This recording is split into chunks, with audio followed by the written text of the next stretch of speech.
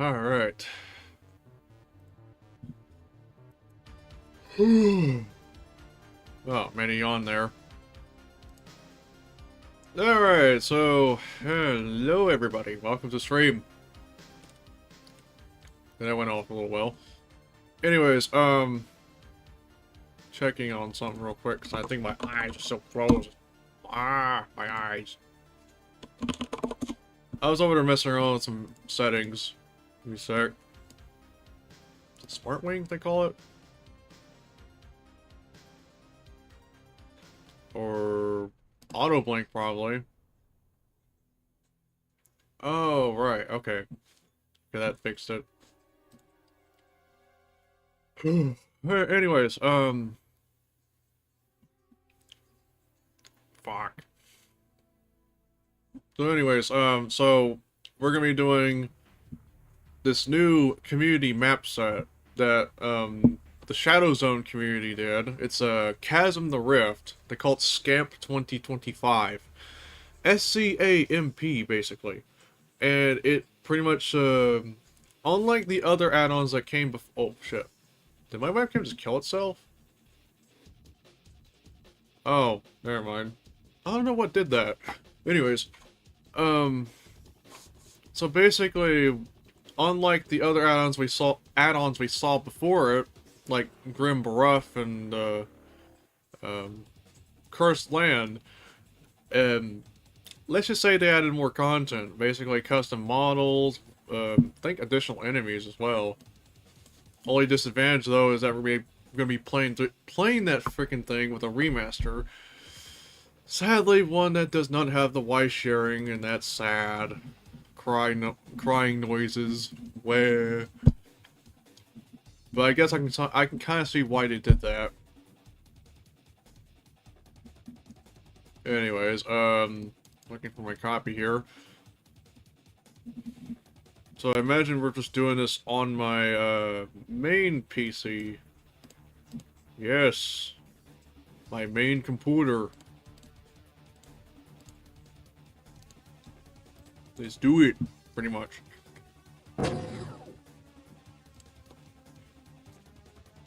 So, let's see here. Hello. We're over there, about to run this, remaster here. It comes with its own batch file, so that's nice.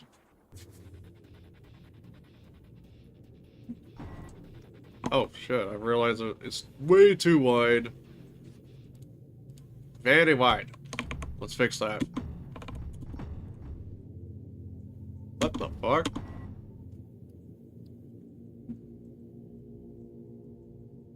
That doesn't seem right. Let me just change it entirely to full screen? Okay, that fixed it. Might as well change it back to borderless. Okay, now it's fixed. Guess it needed a resolution change. So it's got its own little soundtrack here. Bag of Doritos. Because we're MLG. We don't play Halo 2, we play fucking Chasm. Motherfucking Chasm deathmatch. Where the big boys play. What time is it here? 3:22 p.m. I guess. Alright. Of course, we got this custom-looking shotgun over here. That's how much they changed so far. They changed an interesting amount of stuff. So, what's interesting though is that they have this little section here. You can choose to play continuously or get yourself killed so you can play it, well, rifle start, like so. Though that's kind of neat design choice. So we're in tech base Delta, and you can skip levels if you wish. Didn't know you can do that. Funny enough. I'm guessing it's like a map jam if you think about it. Or instead of choosing levels through a hub or something like how some people do, or most Quake map jams tend to do, you have 3 teleporters, one that kills you for pistol start, one to play continuously, and one to skip an entire level. That's kind of interesting compromise. Let's see here, where the fuck is... Oh right, the audio, there we go. You keep that in mind, of course.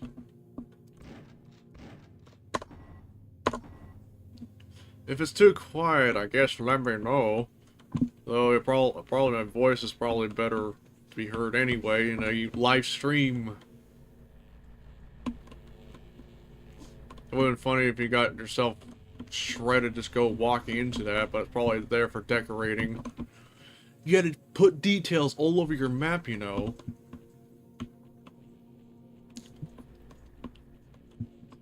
I did test a little bit of this out recently. Okay, that reminds me, I need to crank open my little document here, because, might need that. In case I get so lost. Not by the game, but in terms of talking. Because if I don't have a topic, what's the point in talking?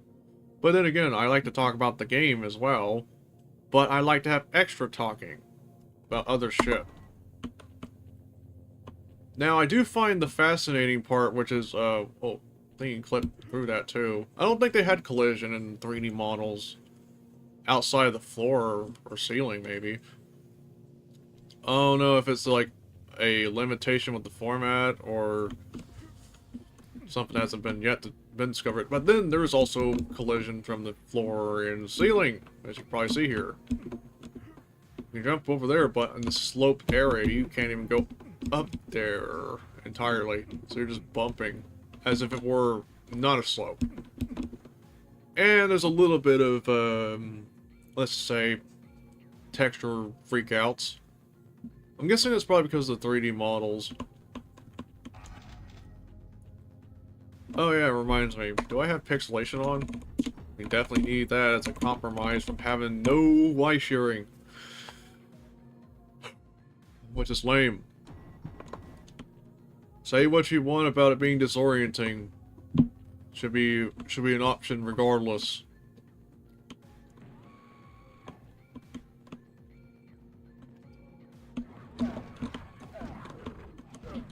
The fuck shooting at me? So yeah, I was playing a little bit of this yesterday. Just make sure it works. Don't want to start completely blind and then I have to improvise all the fucking time. It's already bad enough I have to improvise all the time for vintage technology, you know. Don't want any more of that on the stream. If anything else, that is. Oh shit. I realize I'm a little rocky when it comes to this game, because I haven't played it in quite some time. Maybe it's because I've done the base game to death a little bit.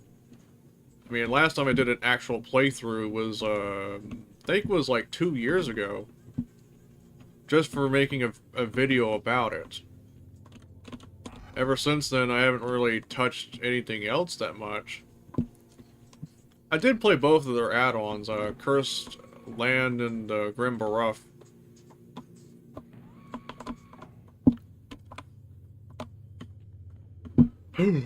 Something I did not realize they had until later on. You can zoom in and out. I'm trying to remember if that was even a thing in DOS. I think there was. I remember something about it. Oh shit. I keep forgetting about those things. Honestly, I haven't seen a new update from them, from the remasters SNEG. Apparently. That's what I call the remaster usually, or just call it simply a remaster. But I haven't really seen them do an update in quite some time They missed out on adding multiplayer, I have to say. That's a very sad thing. Because you know me very well. If you know me very well, you'd think that I'm also one of those people that advocate for multiplayer preservation. Because that's, in my opinion, more or less important, basically. Yes, I mean, you can preserve the original game experience, but I feel like leaving out multiplayer is not 100% preserving of a original game. At least in my opinion. Oop, another one of those texture issues. I don't know why, I keep saying some of that last I checked. I don't know if it's something to do with the map, the limitations, or the rendering. Could be. Either or. But yeah, I'm imagining I'm probably playing this a little rusty because it's been a bit. So this ought to be interesting. What the fuck is shooting? Oh my god, yeah, I keep getting stung by scorpions. I'm thinking they might have went a little clever with the placement here. Because, it's like, no matter where I'm going, I get stung somewhere.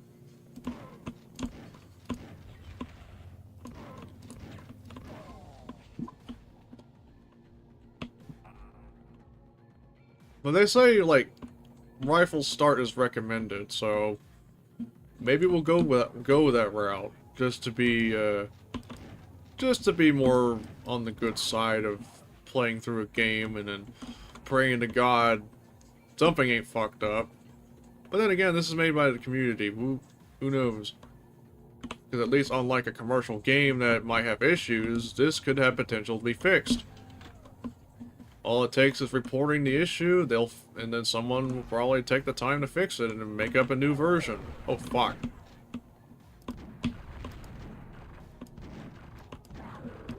Jesus Christ. Oh, that was... Oh, got him. Oh my god. Okay, yeah. Forgot about... Oh, that's funny. Slavjank. Somebody call Slavjank. They got like a bazooka up in the air. Okay, now it's gone.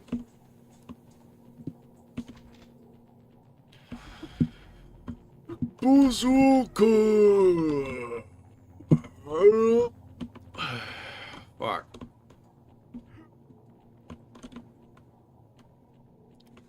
Alright. Oh yeah, I saw this a bit too. Even funnier is that you got this floor tile. Oh damn, we keep spawning some of this shit too. But then again, engine jank. They probably had to deal with it somewhere. But yeah, funny enough, these floor tiles you're seeing here are tiles. Actual tiles. It's not your typical Doom where you'd be like sloped floors and ceilings, texture-wise. Yeah, I keep seeing a lot of this, actually.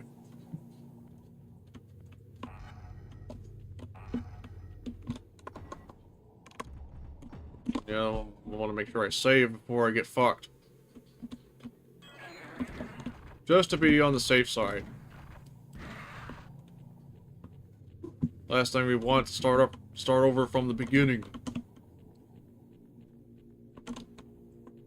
And we be dumb. The big dumb.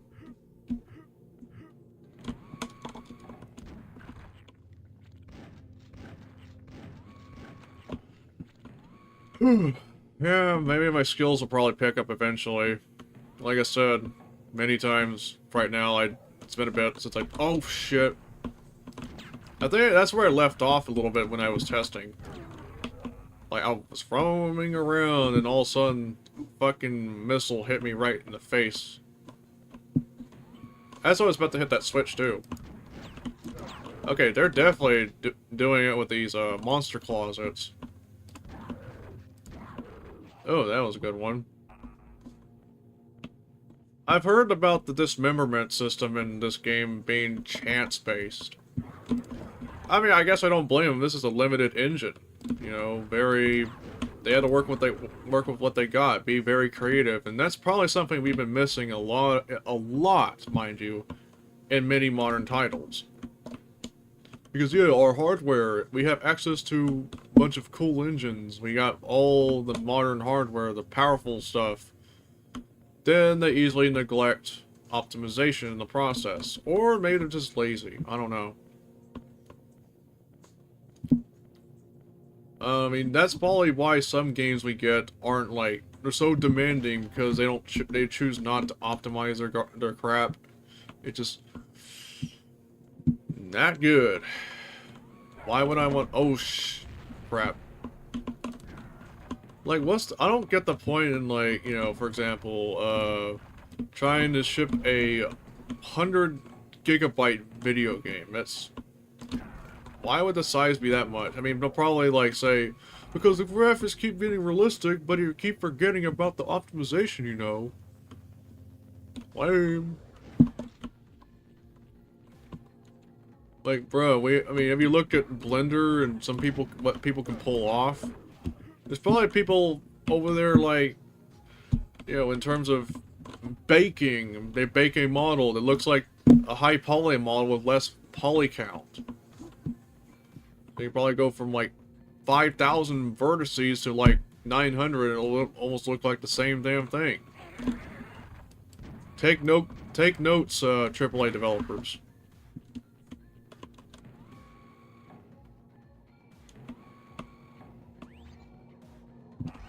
Very good. Holy shit!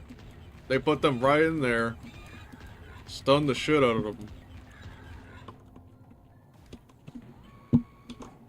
Like I said, at least it could be worse. We could have, like, Vikings charging right at you.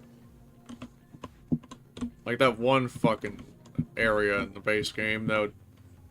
That was nasty. You had to be very prepared, resource-wise. Just to prevent getting trapped and dead. Actually.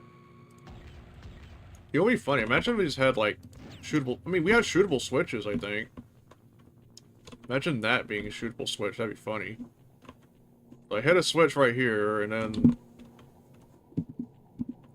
But yeah, it's pretty interesting knowing that, you know, custom content's outside of just user maps and hacking up textures and existing 3D models.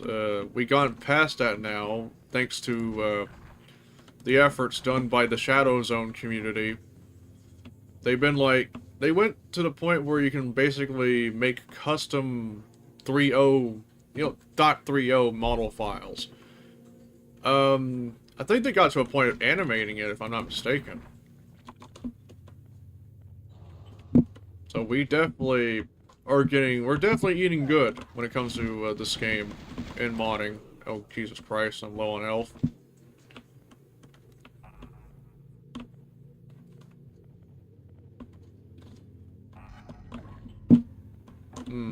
That opens something.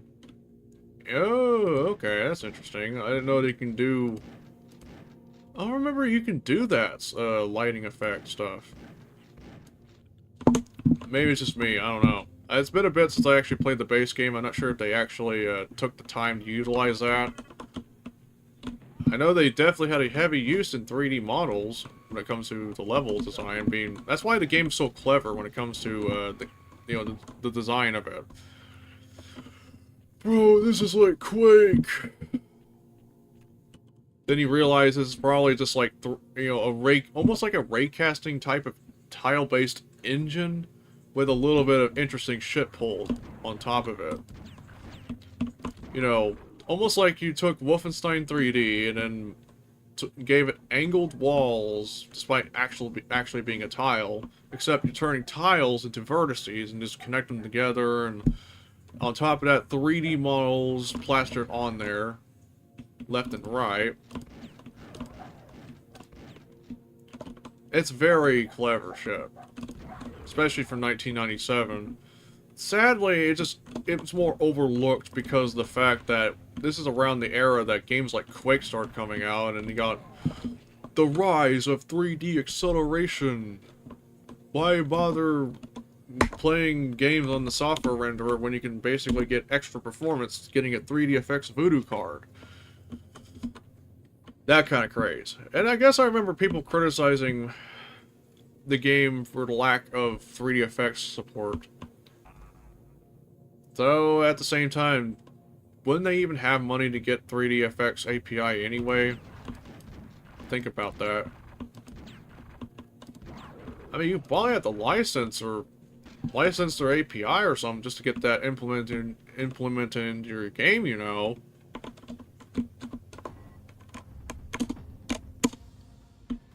At least that's my 2 cents. Actually, what does it even, is that even like, because I know you gotta have to like gain access to their API to put support somewhere. Wasn't completely open. Oh, that's nice. Oh, fuck. Oh, okay, that definitely wasn't useful. Holy shit.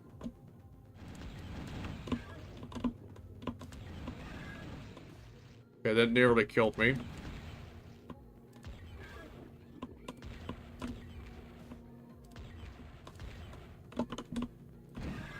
Whoa.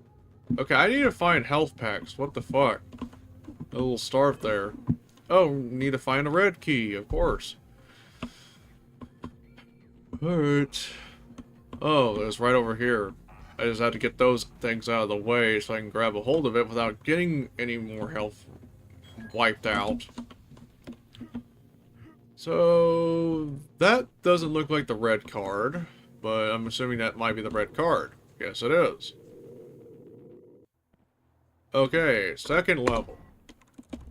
Let's do this. It's the throne room by XX4353.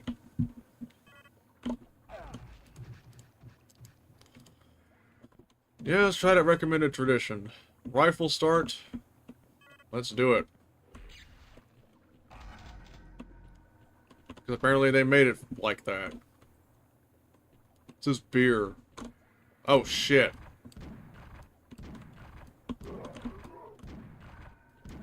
Okay, they made enough. Oh my fuck. Oh boy, this is gonna be an interesting one.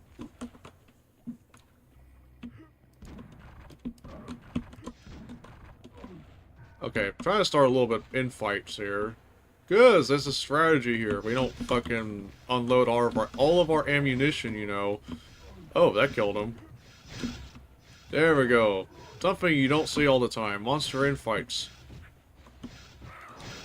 More games should bring back that mechanic. How to make your game very interesting. Just like trick your enemies and get them each other, you know, to like rip their heads off. And I currently stand by the idea that Marathon's probably really good at that. As a matter of fact, I probably should start a playthrough of that on actual hardware. Yes, I should probably go ahead and like dust out my Apple Power Macintosh G4 or something. G4. I was originally vouching for like a G3 originally, but I went with G4 because I think I've heard the Power Macintosh G3 apparently, I think it was sold, like it was kind of short-lived. That's what I'm trying to say here, but what the fuck? Oh, that was a short one. I did not know that. Interesting. Alright, well, there's level 3, I guess.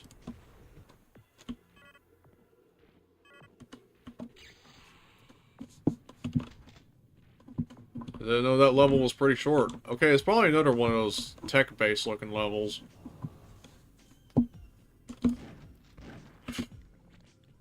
Man, it's a tech base. Look at that.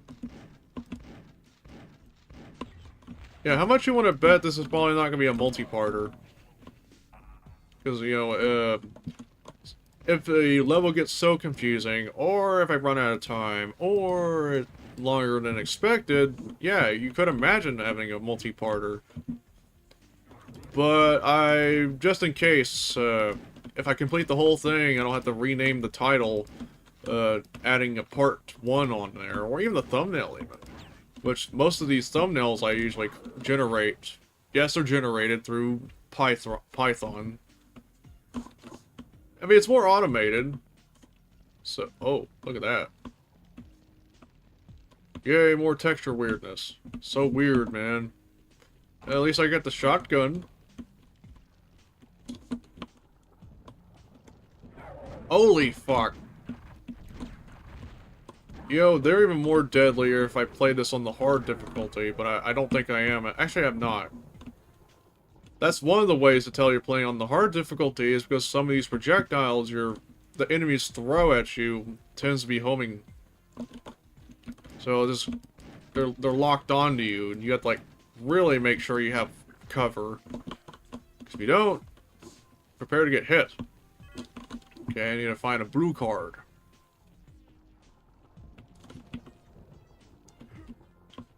I wonder who made the soundtrack. Holy shit. Yeah, going all in with this rifle.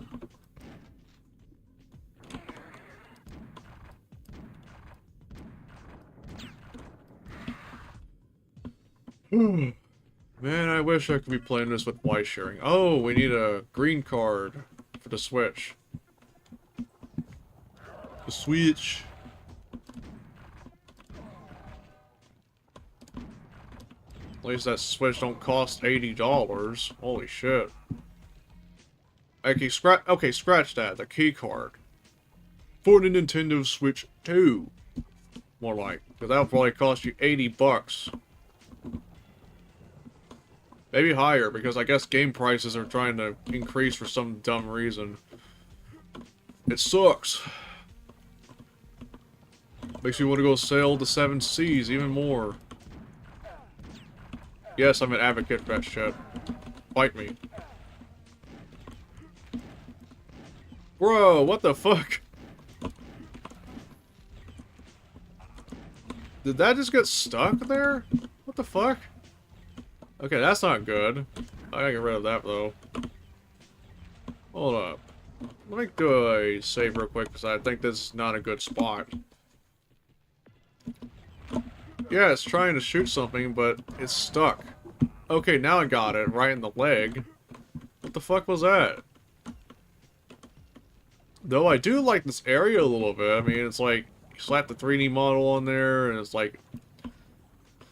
Oh, that's what the cool kids would say, room above room.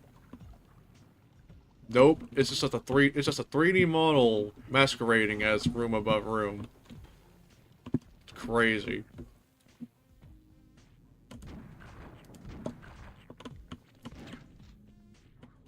What the fuck? Oh. It's probably over here or something. It was dark.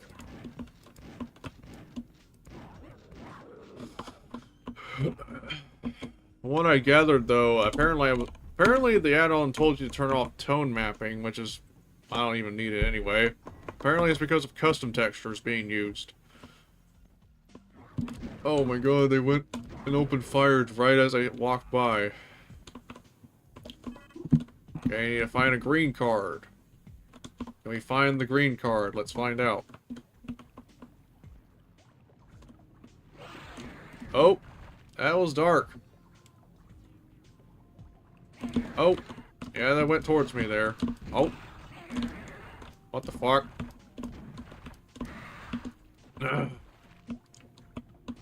Oh, right. Forgot about that. Over there. Is it blocked? The passage blocked... Is the passage blocked from the crates or something? Or is this just didn't even bother going around? Oh. The lights turned on itself. Bro's just sleeping inside the box. His head's inside the box, guys. Volcano. Yeah, that's what the weapon I'm carrying is called. The Volcano. Well, at least it's a better name than the Mega Destroyer. Oh, that's just wacky, though. Like, your ultimate weapon is, it's really cool to play around with, but it's basically, the name is what gets me sometimes. The Mega Destroyer! Woo! Generic BFG #1, I don't know. Well, actually, I don't think it behaves too much like a BFG. It's got the vibe of a BFG, but in reality, it's like a fucking... It's like a grenade launcher that acts almost equivalent... It's like a grenade nuke made of plasma or some shit. And it just makes everybody in the room, you know, evaporate into jibs. I mean, it's pretty cool. I mean, it's a cool weapon in multiplayer, I'll give it that.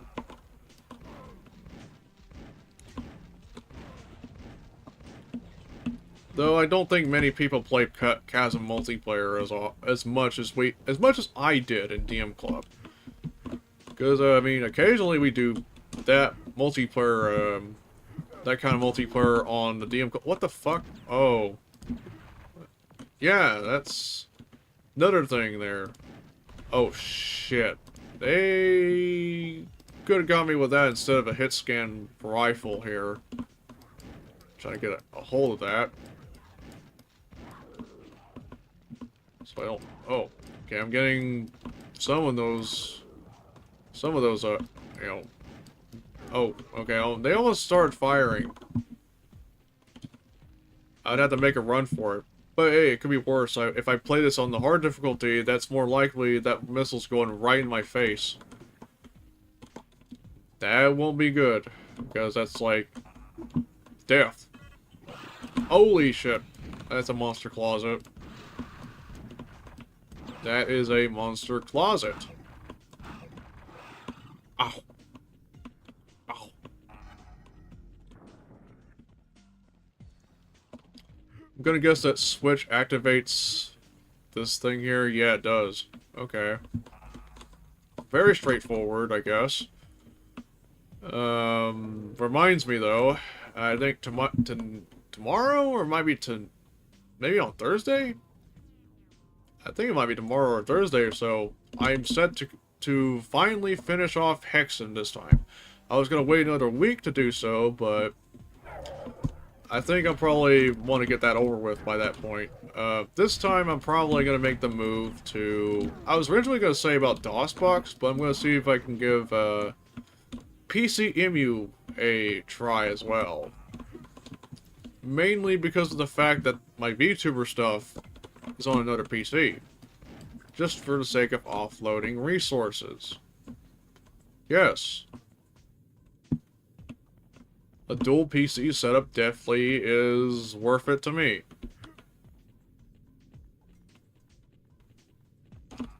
Because VTuber software is intensive. Webcam tracking and the like, yes, is pretty intensive. Though I heard some people say, or some VTubers in the community would use like a phone, like an iPhone especially, to probably offload resources, but I don't have an iPhone, and those can be pretty pricey anyway. The Grenader, my beloved. I don't remember though. Does the field of view when you oh, it doesn't change the view models.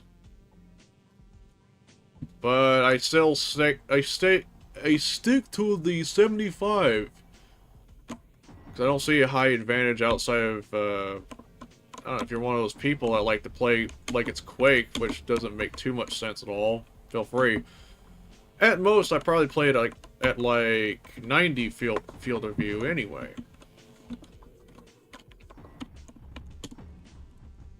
Though I just keep it at 75 anyway, because, you know, try to keep it as authentic as possible despite the lack of, yeah, despite the whole lack of, yeah, you know, like, lack of y-shearing. Something that some people don't like, apparently.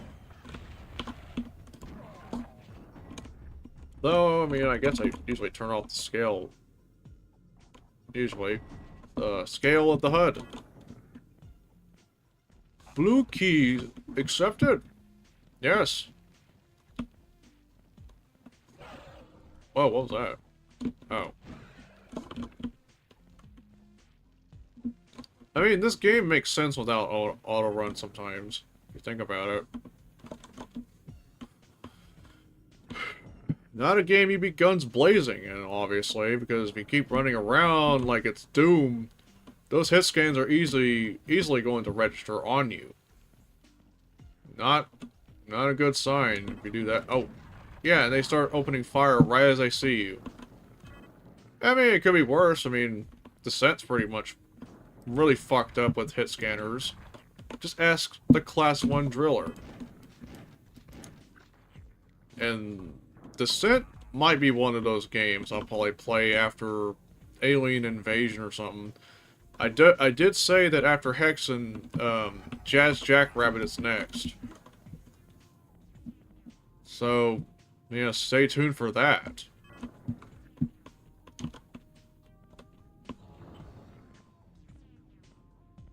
Oh, yeah. Saw that coming. Keep your eyes peeled, of course. I don't think that opens, does it? Probably want to save just in case. Pay attention to the auto map. Imagine some people. Oh, what the fuck? Okay. I learned something. Oh, yep. That was about to get me there.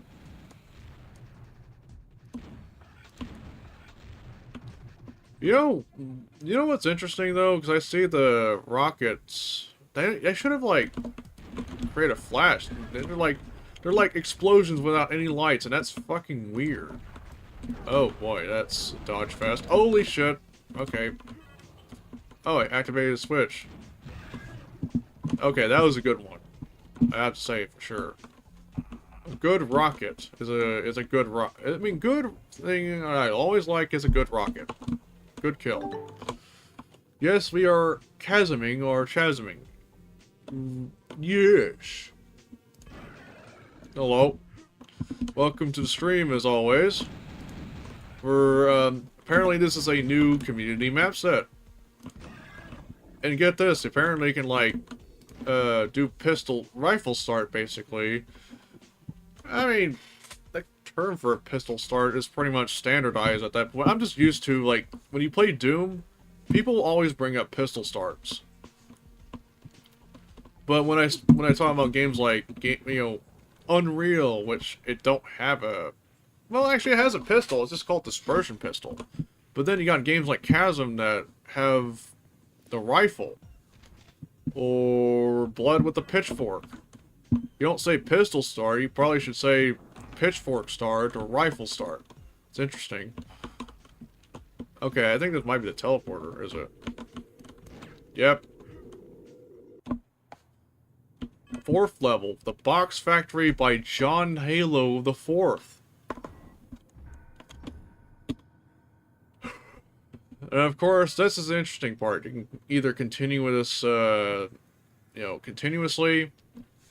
This teleporter kills you, but it tells you reset weapons and life via death. Recommended. And you can skip a level if you want. But in our case, we're going to complete all this shit with rifle start. Because we are panty professionals. What the fuck? Oh wait. That's the switch that opens up that. Okay, I see. Oh, that's interesting. Look at that. They stack shit. Oh, fuck Christ. Scorpions.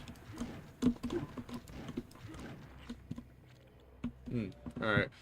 Anyways. That's really interesting looking. They definitely do some stacking. I think you could stack stack models on top of models, if I'm not mistaken. I'm not sure how they managed to do it, but maybe it's just my old memory, I guess. I mean, I was the one who probably cracked open the editor and, like, started fucking around with it a while back. So I think part of my experimenting probably did play a part in, a rather small mapping community for the game, which is nice. A small community is a good community. Like, in terms of, making maps in general. Like, at least it's better than no community. Because, that's what keeps games alive somehow. Modding. Yeah, take notes, AAA developers.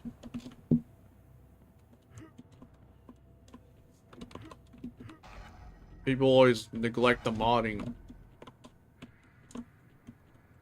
You want a long-lasting game? Make that game moddable. Or, actually, have a source code. I mean, look at Wolfenstein. They have a rather interesting modding community anyway. People writing tutorials on how to modify the source code to add in some shit. Well, it wasn't even a moddable game in the first place, but I know the Mac version made it a little bit more moddable from the start. Like, you can make your own maps and it'll be recognized. You don't have to replace any files. So, I don't know if it was like that with the second encounter release, but I do know that was the case for the third encounter, which is the ultimate release, basically. It includes the second encounter campaign and some extra episodes, which is basically more or less a conversion of the original DOS episodes. For whatever reason, it is interesting when people can accomplish various things within a set of limitations. Exactly. And that's what many game developers seem to lack, is a little bit of that creativity. Because if you think about it, limiting game engines, like especially this here, is what tries to push people to be a bit more creative.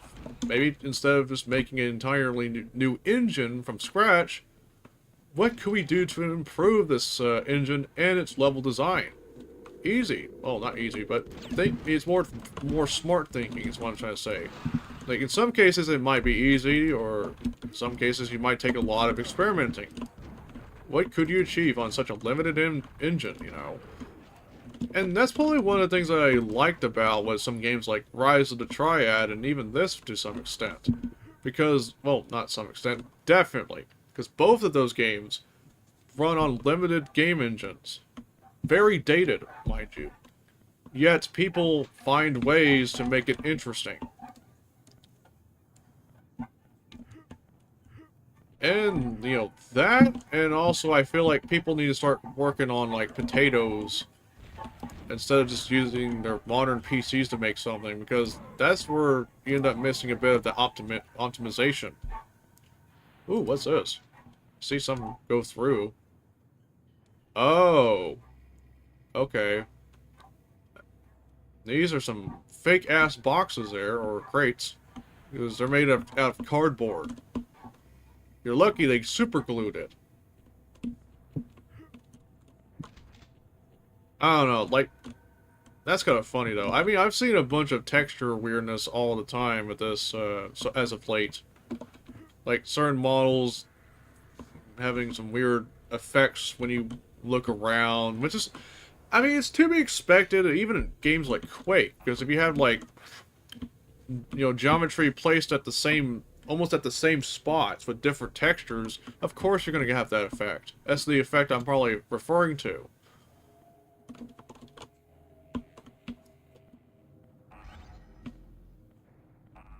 Oh. Guess it's an area for goodies. Alright. Oh, what the fuck? Oh, it must be a secret area I'm looking at here. Yep, that's another visual issue. Can I actually go through that? I mean, you could if you know how to do it, but you can definitely shoot through that shit. Look. I can shoot. If, like, there's an enemy over there, I can just go, like, well, this might be hard to do, but you can shoot through that. Okay, that's kind of funny. Okay, that is indeed a secret area. I was a little confused on why I went through that, but hey, it's a secret area. It's meant to make you a little confused at first for the curiosity of things. Boy, I'm so curious. What's that? What happens if I go? Oh, fuck. Good thing I had the grenader. Come here, little fucko bucko. Okay. Okay, luckily I didn't get affected from splash damage. Good thing I saved ammo for that shit. Oh, I see what they did. Look at that. It's like a crate that looks like they opened up something. Like they opened up a crate. Ooh, what's inside? Hey, more crates. Very cool. Crateception. Holy shit. That motherfucker. Got him. Now, one thing here. I mentioned Rise of the Triad when it comes to creativity. We don't see very many maps come out for Rise of the Triad, because that's a very, very acquired taste by some. Is tone mapping responsible for some of these effects? Nope. But that's tone mapping, by the way. It's almost like... I think it's almost like, in a sense, ambient occlusion? I know my VTuber software might have some of that, if I turned it on, but I just don't like the effect sometimes. Oh, that is...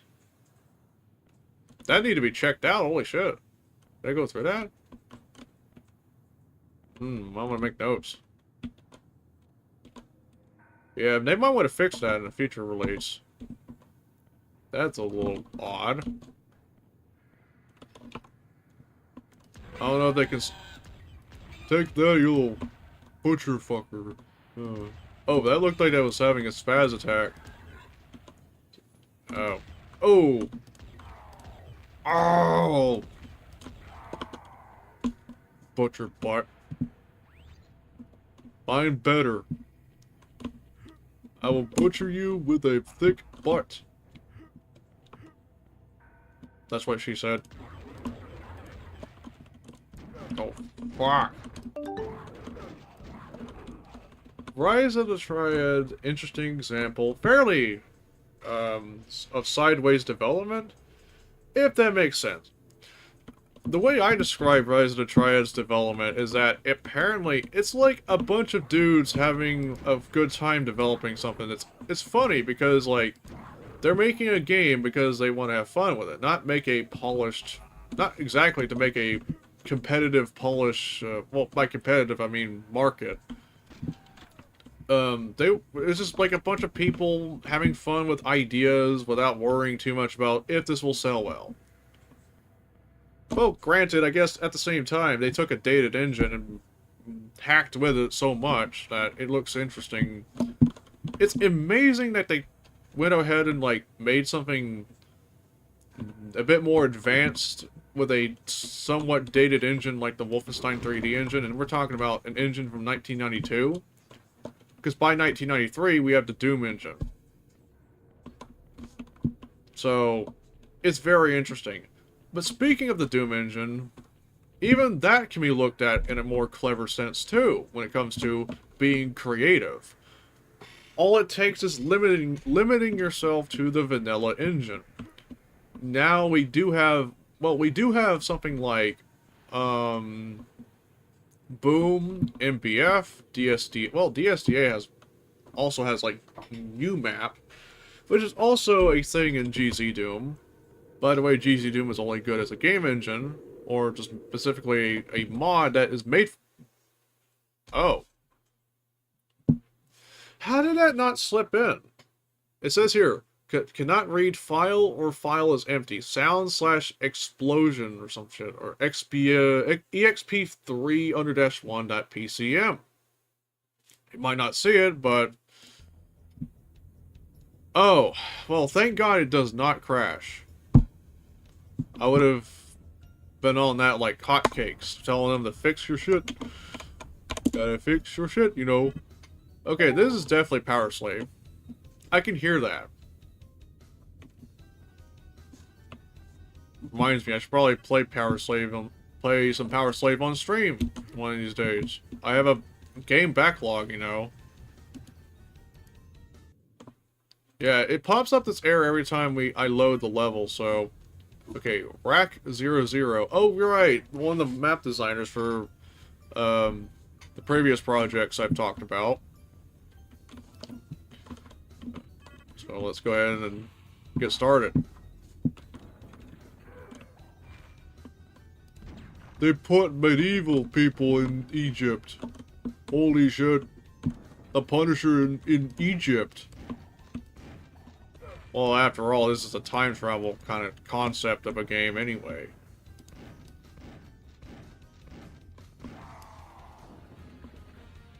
Yeah, this is definitely taken from Power Slave. It's weird because I haven't really listened too much of the soundtrack, but I can somehow tell right away this is definitely something out of Power Slave. You can tell from the composition of it.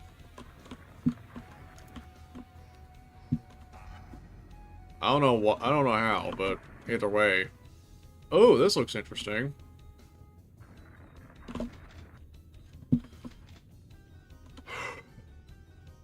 I kind of find it curious how Doom community focuses on adherence to compatibility with original mechanics as the metric of authenticity. I don't think it has to be this way, but it's not wrong.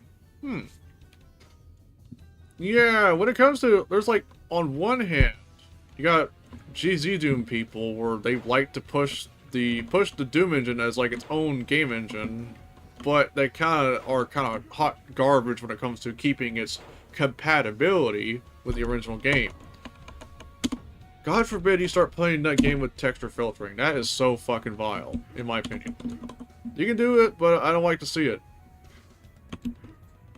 Not my cup of tea. It's like playing Super Mario Bros. on the NES or Super Nintendo.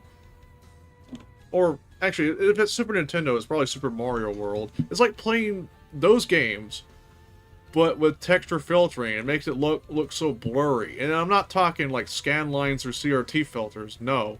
I'm talking about bilinear.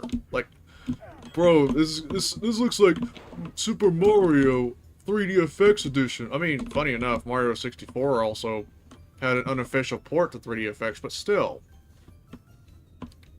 Okay, Nintendo 64 is kind of an interesting exception because that's like a known issue anyway. There's always going to be filtering somehow. I don't know. Well, maybe there is a way to disable it. I don't know. Is there really any games that actually disable the texture filtering for the Nintendo 64?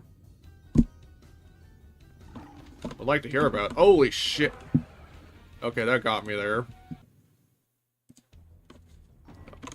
Is that going to pop up the same error if I, like, load it? Okay, no, that's the wrong level. Yeah, every time I load a game there, it's like that error's gonna pop up. I think they need to fix that. Probably point that out to them. Unless they're over there watching my stream, who knows?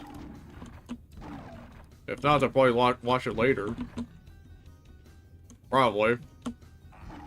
You know, the VOD's out there once it's done.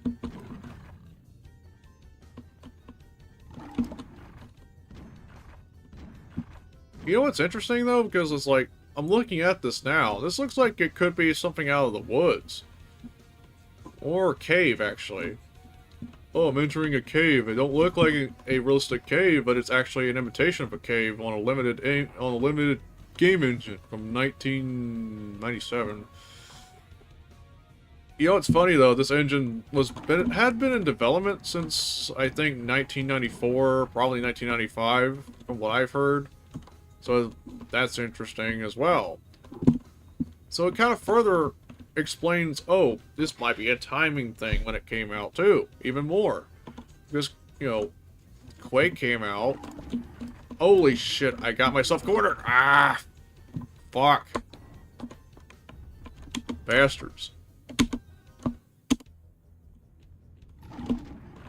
Yeah, that's one of those unfortunate things in this game. You get cornered somehow. No way to run except get smacked across the head, pretty much. That's not fun, you know. Oh shit. Yeah, and you have to pray to God you get it killed before it gets you cornered. Okay. Oh, yep. I want to go back a little bit. Fuck! I like the very first FPS games with 3D enemy models where they don't have skeletons yet, so they all warp like putty.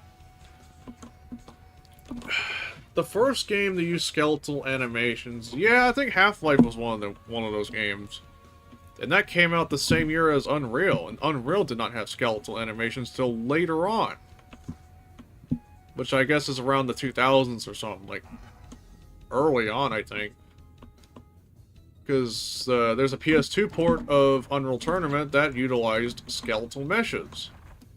Later added into, like, the PC version through a bonus pack, if I'm not mistaken. I think it was bonus pack 4.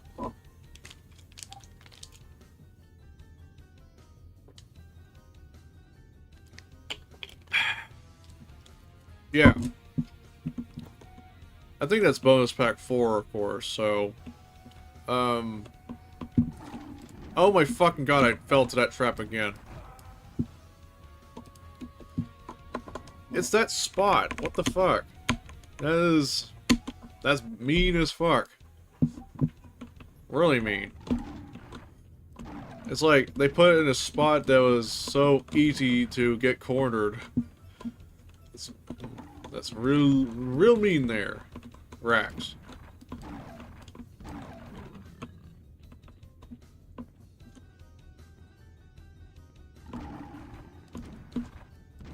I think I alerted both of them.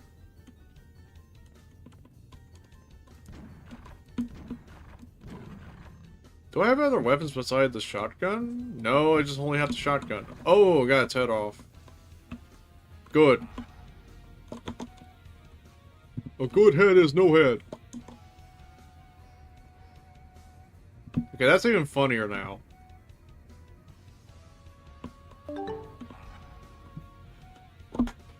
Bonus pack for the one that added 2 new player models, yes. That's probably to demonstrate the skeletal showed. For some reason...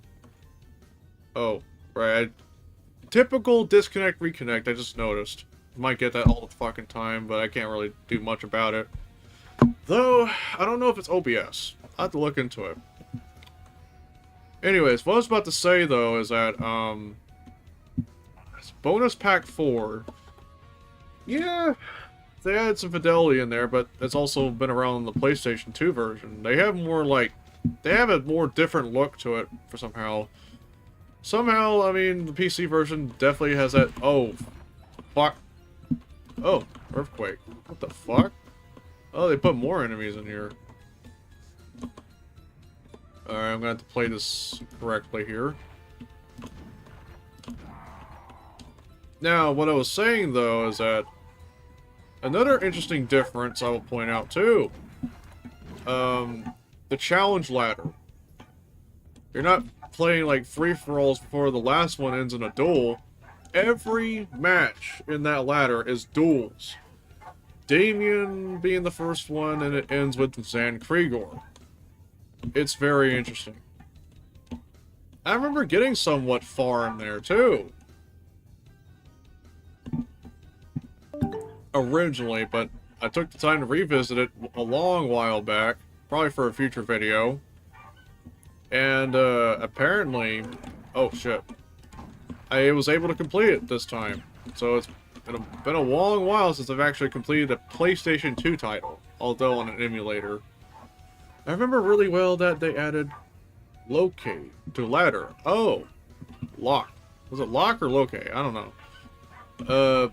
But yes, you know what I missed the most? All new path overly acid. One thing I'll definitely would love to have is modding capabilities of the PlayStation 2 version because, well, it's interesting because, for one, ROM hacks. I'm curious how some of these custom content would perform on that PS2 version.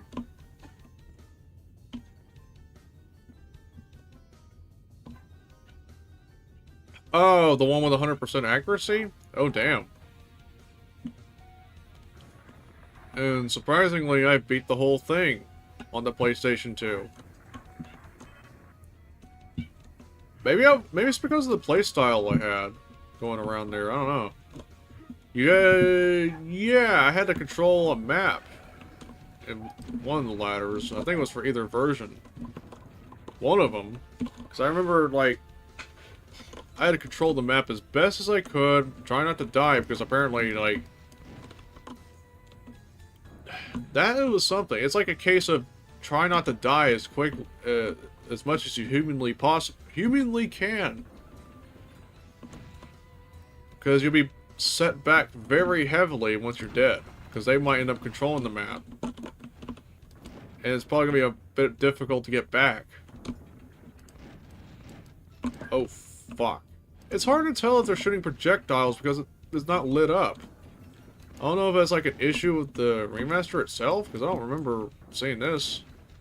Seeing it like that, I mean, the DOS version really shows it more. I think I got him? It doesn't seem like it's shooting anymore. Oh. Okay, I think I got all of them. Okay, is there a monster closet anywhere? I don't think so.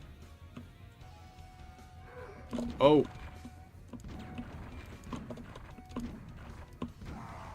Ah.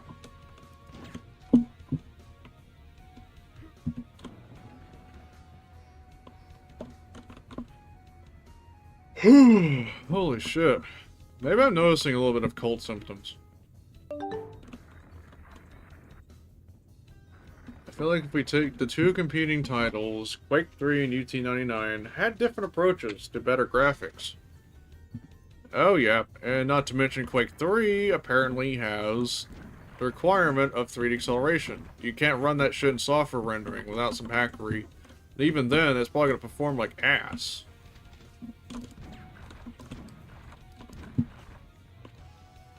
Yeah, because I remember you really need a card that is capable of using OpenGL. Pretty sure.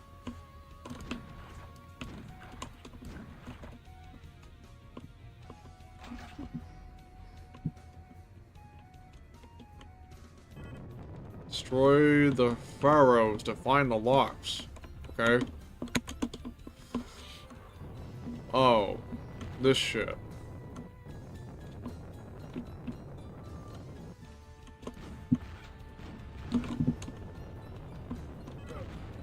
Try a different lock first. Okay, this 2 locks remaining. That's oh fucking Christ. These projectiles are really brutal at times.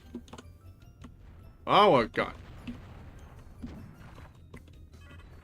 1 lock remaining. Jesus Christ.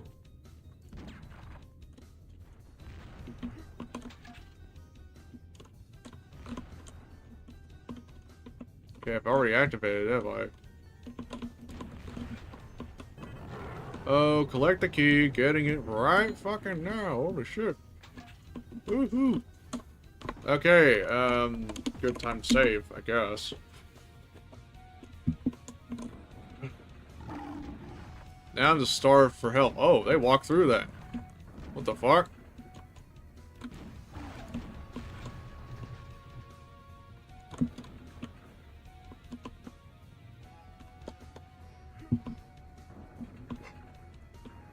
What is that?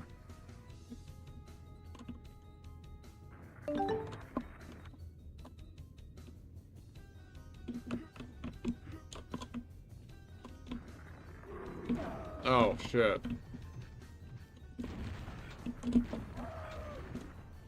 Ah. There we go. It was hard to get that zombie.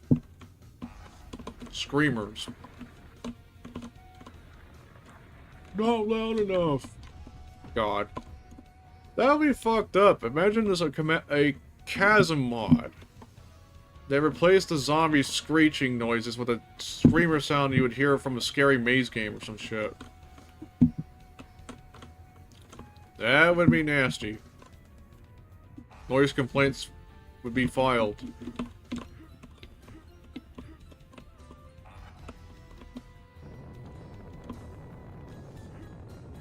We received numerous noise complaints because someone blew up their speakers.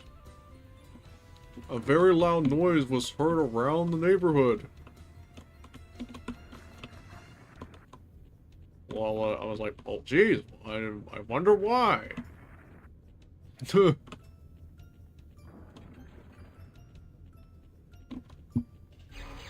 Oh, what the fuck? Oh, shit. Yep, they spawned those fuckers again. What the fuck? Definitely utilizing teleporters. Holy shit. Explode! Why?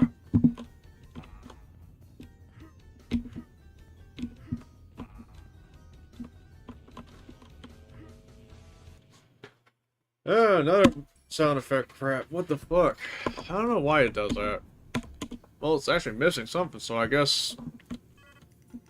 Tootin' come in, Craven Coyote. Alright. Okay, that's probably another Power Slave track. Let's go there. Oh. Oh, look at that! Custom sky texture. During the day at Egypt. Oh yeah, some of the textures you probably see might look familiar. That looks like something out of Plutonia. I mean, it goes off Plutonia vibes looking at the texture.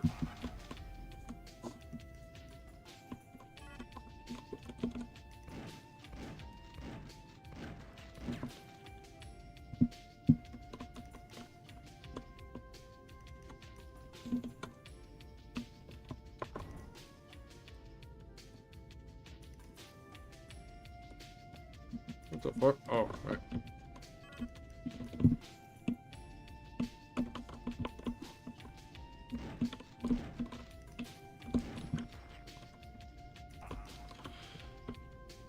Alright, that reminds me actually, now that I think about it. I remember like years ago, like, I think it was like 2021 or so, normally when I conclude like some episode or something, I remember like wrapping up my stream with me playing a random Quake level, like a single level thing. I think it was like kind of brief though, I remember.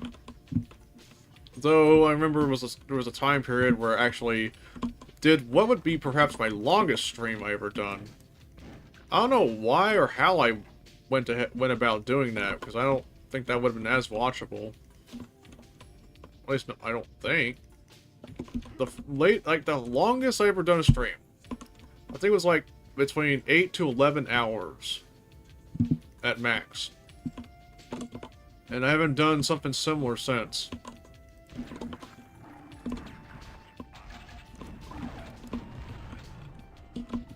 But it was something. I used to stream very often too. Well, I'm starting to pick up more of that anyway in recent times, but I guess for me, I used to stream a lot. On Twitch, that is. Oh, shit. Pizza cutter. Oh. Screamers.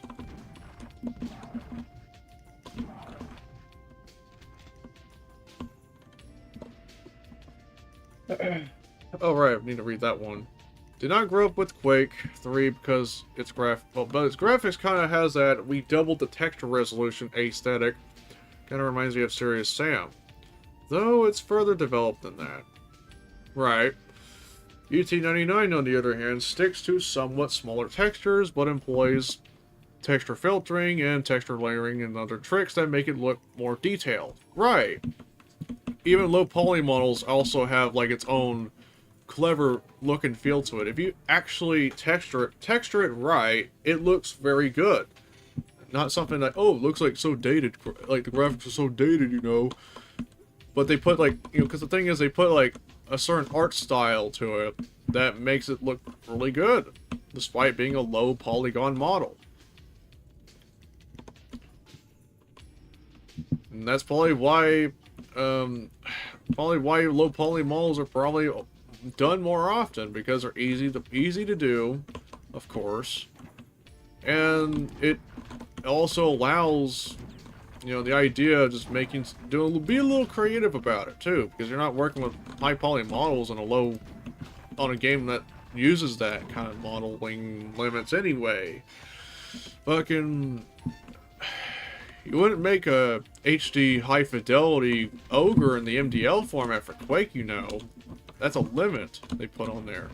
Oh, I would have thought that would blow up. Alright, ink key required. By the way, I'm probably getting a cold. Holy shit. Weather change. Am I right? Lame weather. It's very lame.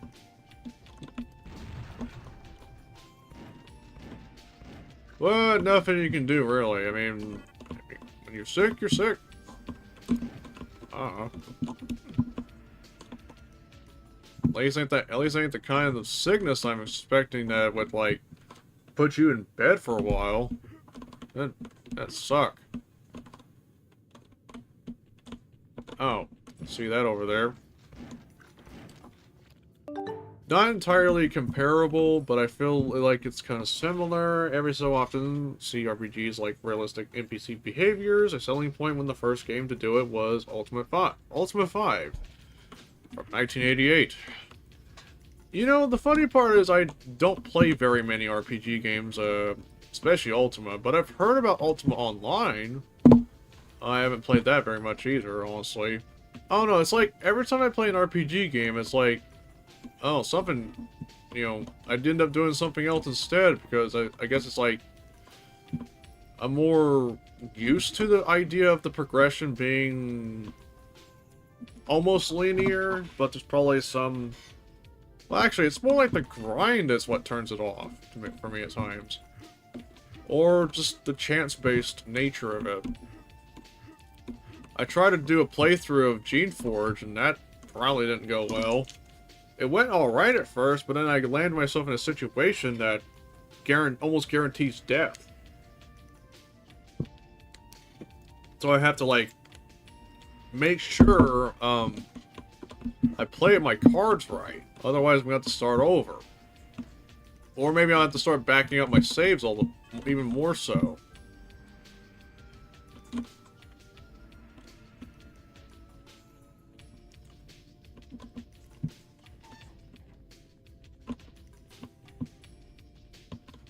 I'm trying to figure out where I'm supposed to go anyway.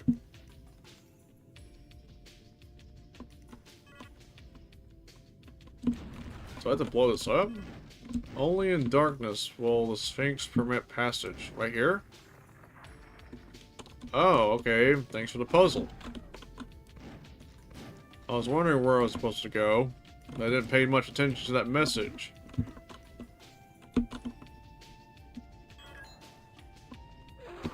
Oh, fuck.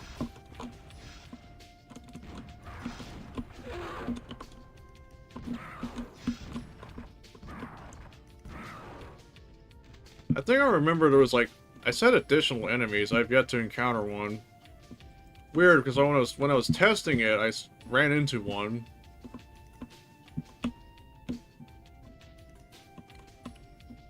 I wonder. Oh, yep, I just ran into one right as I was mentioning that. Yeah, one of those jesters that shoot projectiles and not fucking pizza cutters. Slice your head off with a pizza cutter. Holy shit, that's hardcore 90s. Woo!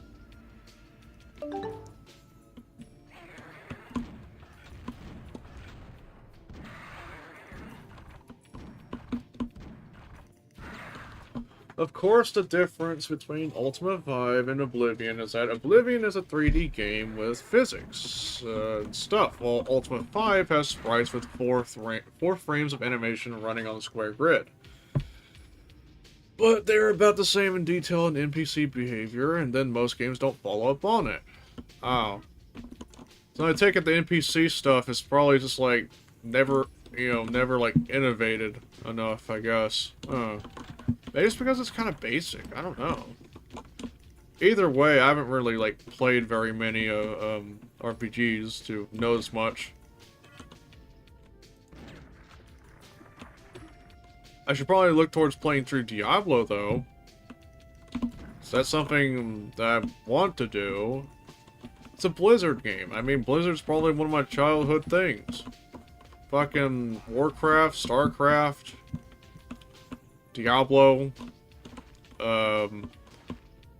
Definitely not Starcraft 2. I mean, not my kind of cup of tea here. I think Starcraft kind of peaked at Brood War. The expansion set, by the way. And Diablo also peaked with Diablo 2. They haven't made anything good ever since, and probably likely never will. Given the current state of that company. Activision. And harassment. Fucking... Like, I don't see myself like... I don't like the idea of just having to work on a company that's known for a... I'd rather not work on a company that's, like, known for a fucking frat house environment. That's, like, bad. You know.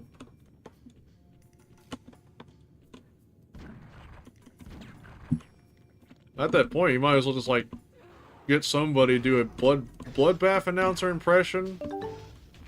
Like, you have more worth just paying Jace Hall if you find him in a random place out of the middle of nowhere, this much money, just to make him crank up his, like, bloodbath announcer voice and say, "Respect women," as a bloodbath quote or something, than to work at Activision Blizzard. My 2 cents.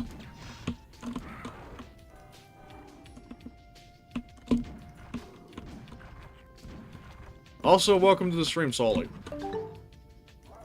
Oh, what the fuck? Didn't even know that. Noticed that right away there. Under the rug, yeah. I respect the vision of StarCraft 2. And yes, a bit... Missed the gritty aesthetic... Oh yeah, the gritty aesthetic of StarCraft 1. That's what I liked about StarCraft 1 as well, the art style. When they made StarCraft 2, it looked too... I don't know if this would be a good comparison to Warhammer-ish. Like, look at the Terrans. They look probably way too bulky. They almost look like a ripoff of Warhammer. The Zerg definitely... I prefer the Zerg of the StarCraft 1. And it's just everything about the art style of StarCraft 1 I prefer over StarCraft 2. StarCraft 2, I guess, if people like the story, feel free. I mean, I haven't really paid too much... Oh, I did, maybe. Though, it's not my kind of RTS I'd play, though. I don't know, it's like they changed some things that probably don't sit too well with me. But, StarCraft 1 is probably known for being a difficult to master game, actually. Let's call it that. Because get this, it's so difficult that I remember... People already know by now that the esports in South Korea is definitely built around StarCraft. Yes, that's right. So that means you're gonna have people with these really, really freaky speed. So freaky much of speed that it makes people who have fast typing skills look pale in comparison. It's so fucking wild. The actions per minute type shit. It's crazy. It makes me anxious as fuck to even play multiplayer on there, because I know it almost sounds like it would guarantee me death. Losing. What the fuck? I'm wasting my ammo doing that. What the fuck am I doing? StarCraft 2s are very purple. Overall, art style is more exaggerated and cartoony in a way similar to Warcraft. Oh yeah, that reminds me. Orcs in space.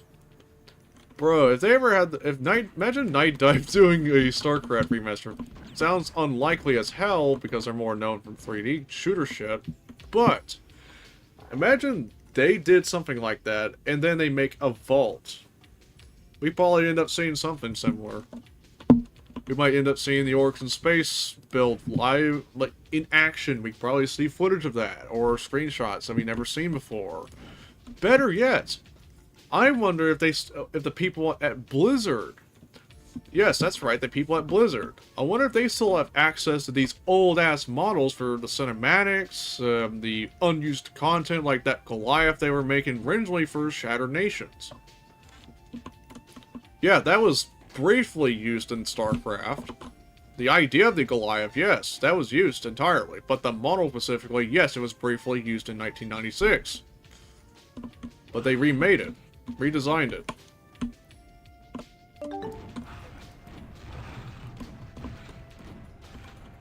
Still find it fascinating how a fake staged-off showcase of Dominion Storm over Gift pretty much motivated Blizzard to make their game more better. I like the StarCraft 2 art, but I love how moddable StarCraft 1 was without any major tools by just corrupting map data. Oh yeah, user map settings, that's an interesting feature in itself. Particularly more known on Battle.net. Because I remember playing a bunch of that when I got a copy of StarCraft back in 2011 just to play on Battle.net. Though, I think originally I pirated it and tried to find a I think I may have... Actually, I may had a CD key. The copy I probably downloaded somewhere else. Either that or I tried to search as much as I could for a valid CD key so I can get to the Battle.net servers. At the time. I remember that a little bit. But the user map settings are very interesting to explore. I think they still do that in the remaster, do they? I wonder. I mean, I don't know how active the multiplayer is to this day. The remaster, oh shit. Like, I don't know how active it is, but because I haven't really fired up the remaster in quite some time. But I guess one thing to point out,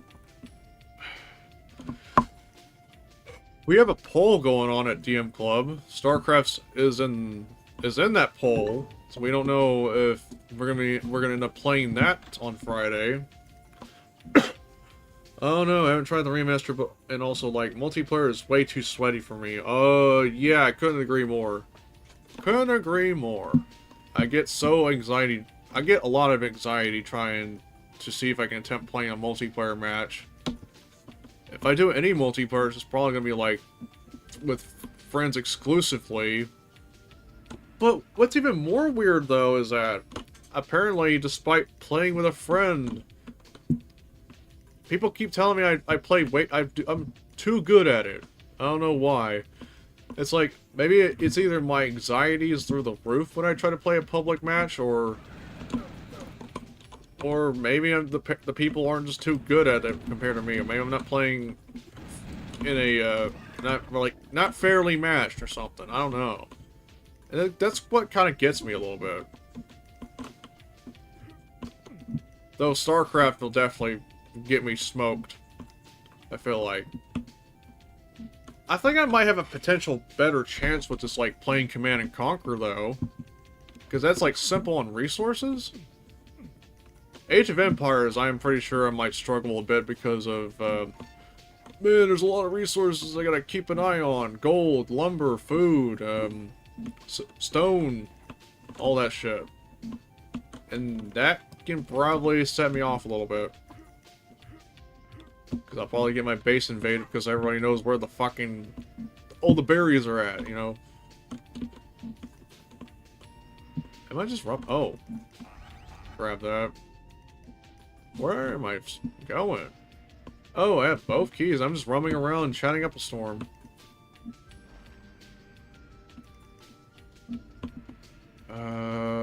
Yeah, I probably need to pay attention to the map a bit. I'm just roaming around for whatever reason. Oh, I've already been there before, too. Okay.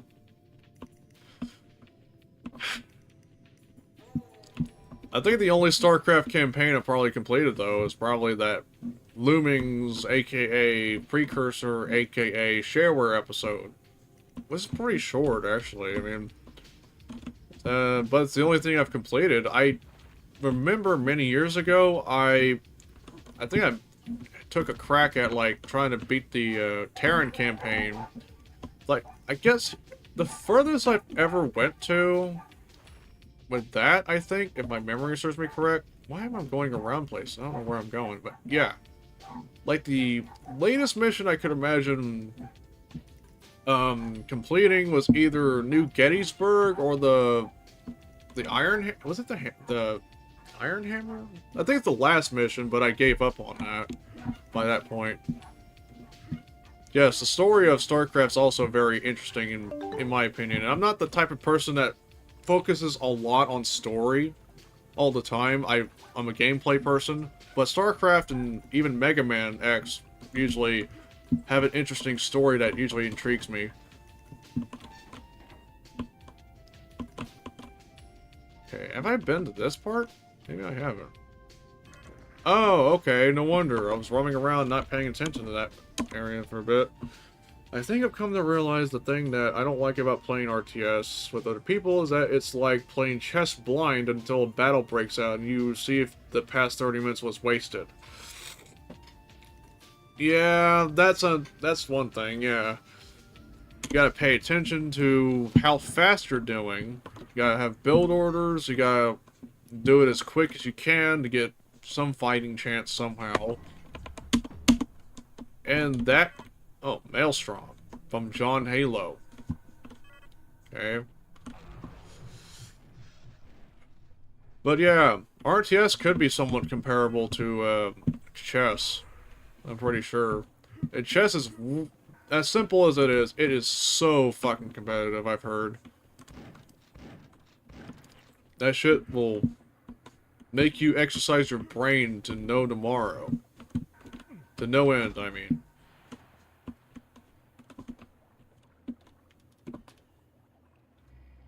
I've also heard even Tetris is fucking so competitive too. On top of it too. Oh my god, you gotta like stack a bunch of bricks and not fuck up. First person to fuck up loses that fucking match. So competitive, you know. Like even a bad FPS match usually has you knocked out early or have some good push and pull. Oh right, yeah, comebacks. I call it comebacks. Yeah, so. Yeah, like, you still have a fighting chance if you're, like, pitted against someone who's probably better than you. And it either results in maybe getting a good amount of kills, or you might win the match if you're lucky. RTS, however, you have to grind your ass off. Like, I'm talking... You gotta grind it so much, so that way you gotta build up your ass... to be like a fucking size of a fucking building type of grind there. Okay, that's probably unrealistic as fuck, saying that, but hey, it's funny. Yeah, anime is fucking weird sometimes when it comes to physics. You got people probably complaining that, oh, my back hurts because they saw my booba, as you probably see here. Can I be considered a winner? I don't know. I mean, I'm in the... What level was this? Level 7, and we got 12 levels to complete. So maybe after level 12, I'll be considered a winner. Up for consideration. Gotta see competitive Tetris. Classic. It's so good watching. That's another thing about StarCraft. Watching professional matches. They're cool and amazing to watch, but when you're on the receiving end... Ooh. You might want to get a first aid kit at that point. That's gonna leave a mark. That Zerg rush definitely fucked up somebody. Oh fuck. Zerg rush. How much you want to bet when we do StarCraft on Friday? I'm probably gonna, for the shits and giggles, I'll try to attempt a Zerg rush, which I guess it pretty much consists of getting a good start by getting a bunch of Zerglings into someone's base if you know where they're at. You better be a little quick about it, otherwise it wouldn't work as well. And that's another thing, too. Another thing after another thing. I've heard Protoss is probably costly, but probably, if you know how to play them correctly, you probably stomp the shit out of Zergs and Terrans. I think I remember one person. What was his name? I know this one guy over there playing ranked matches, and he's throwing a fit over the people playing Protoss. Was it Arcturus? I don't know. I know he had a compilation of, like, raging because you keep losing to, like, people utilizing the Protoss, I'm pretty sure.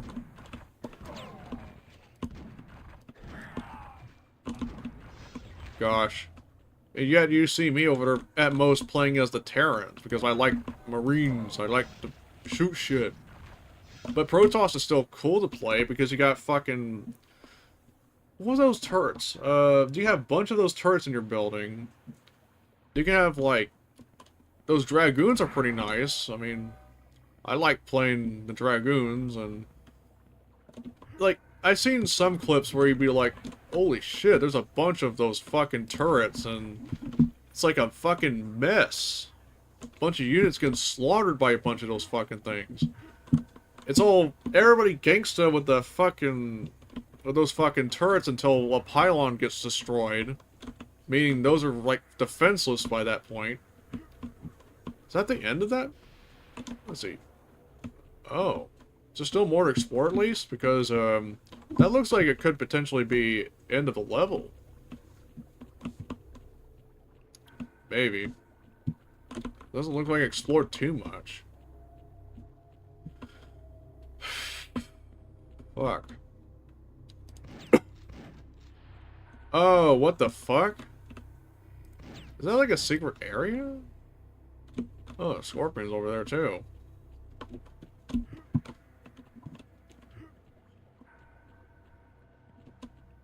Ah.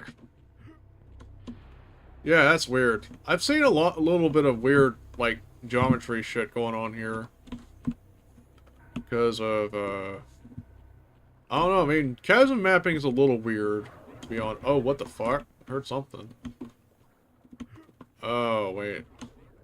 Is that like a teleporter, or is that actually the end of the level? No, oh, okay. I see. No, So I got more shit to do. What the fuck? Someone jibbed. But yeah, I think, yeah, the last time I ever played RTS on a public match, how long ago was that? I can't tell if it was 2019 or 18 or maybe 17, but I remember, okay, so when I do play Command & Conquer, online that is, I think there might have been some times where I've won a match, but there's also times where I've just pretty much got my shit kicked in. Though, I guess, that's why I felt a little bit more confident playing that game, rather than, like, some of the Blizzard titles. But it's not to say Warcraft 2 is that difficult, is it? I don't think. I know, Warcraft 2 is very popular in terms of multiplayer, but I remember it wasn't too heavy on actions per minute, unlike StarCraft. But granted, any RTS game, if you play fast, you definitely got skill. Door is open nearby. I dare you to throw pizza at me. Woohoo! Oh, that was 2 birds, 1 stone. Got it. Sticks and stones. Alright. But yeah, that's like one thing that really got confident. I feel like I'm a bit more confident with Warcraft 2, or mostly Command & Conquer, than I would StarCraft. So, StarCraft 1's Dragoon is the funniest 3D rendered to sprite solution. Let's just not rotate it. Yeah, I guess it's the way it's designed makes sense. I don't know how it looked like when it's rotated anyway, just judging by the way it's designed. And that design also came about since '96 or something. Oh, what the fuck? Did that door just push? Oh. Is that why I get the no pushes you? Okay, bitch.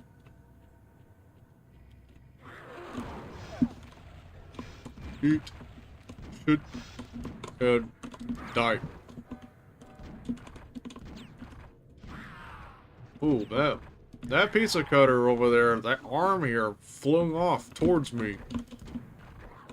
Oh, fuck. Brr.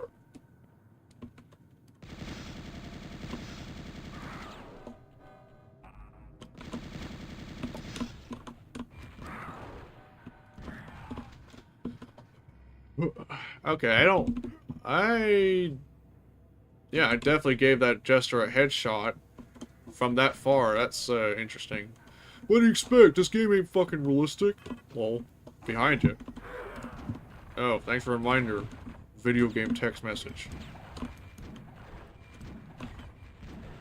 Now, one thing I find interesting, though, is that, now it's me gonna be talking about development history again, about StarCraft. I think the Terran Marines were supposed to be called Marauders. And speaking of the Terrans, my favorite unit on that race would be, basic one, by the way. Ain't the Terran Marines, but I know the Terran Marines are capable of using stamina to fire faster. My favorite unit, in my opinion, one of my favorites, is the Firebat. I don't know, units with flamethrowers, I don't really see that very often in an RTS at the time. Would there? Well, except for, like, tanks, because, you got the flame tank in Command & Conquer. It's a fucking... Well, obviously it's a tank, so... be a bit of an effort to, get rid of. Especially if you're, like, pitting fucking human units against something like that, because in Command & Conquer, you can get, your fucking units will be run over by that point if they find a way to do so. Actually, balance. Don't forget that. Balance is is definitely important when developing a game like those games anyway. But, of course, if you know what to do, I think you can get an engineer and then steal people's bases that quick. I think they fixed that in Red Alert, if you think about it. But I remember like, playing CNC with Rift, and the match apparently ends with me stealing his base, destroying him outright, I just take a bunch of engineers, find where he's at, take his base, get extra resource, repeat. Until there's no base left. And then he's pretty much fucked. The engineers are they're really mean. I'll give it that. Those are some mean motherfuckers. If you use them properly. So there's that too, like, watch out. What the fuck? Oh, this switch. It goes right here.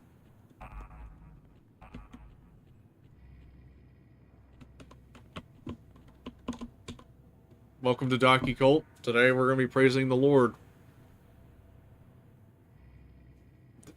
Lord and Savior, Donkey. Anyways.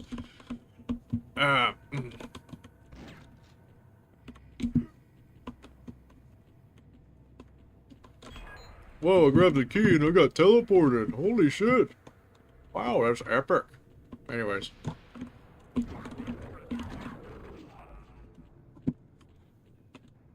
Yeah, oh, it's a switch. Okay. Abandoned research. Sith. Probably some limitation. I don't think it scrolls. Research center. Woo.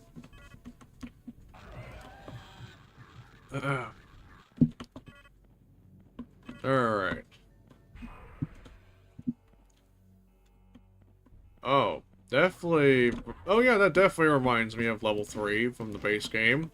They use some of the textures there, and it's definitely looked like more of a tech base, of course. Okay, shiftable switch. Got it.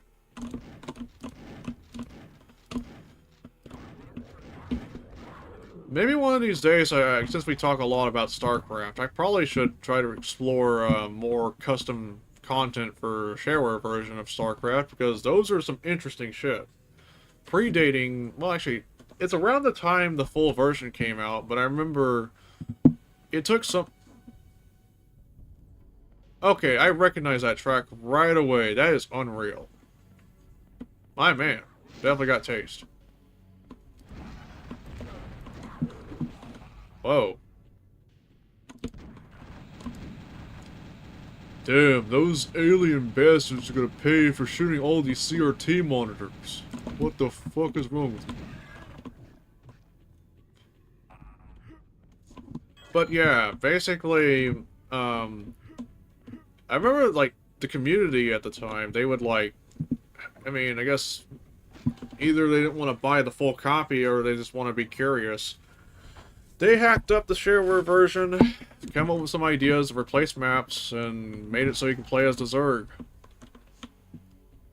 Because some of the shit exists there, surprisingly. Well, actually, it's not... I mean, it's surprising you can actually play it somehow. But that was not official. I mean, the data was just there because you're supposed to fight the Zerg. Tetris is way different now than what it used to be. Oh, yep. Tell me about it. They put microtransactions on our Tetris. Holy shit. That is insane. Class action lawsuit filed.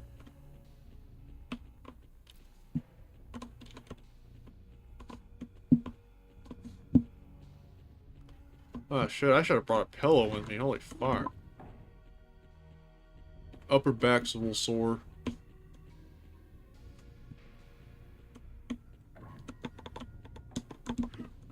Okay, we got blue card here, and we got glass. All of it's broke. Oh, nice. Definitely got a sky texture right there.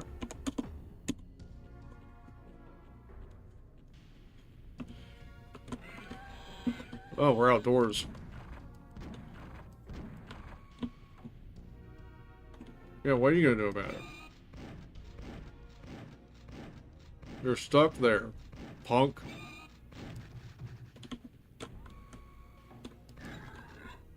Okay, that was a one-hit kill there.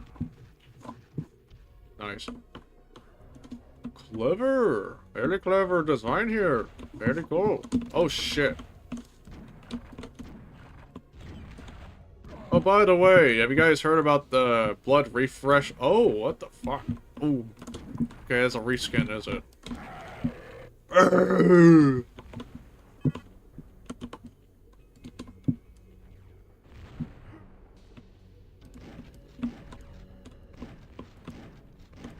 Oh. Wow there, little fella. So, anyways, blood refresh supply. What are your thoughts here, chat?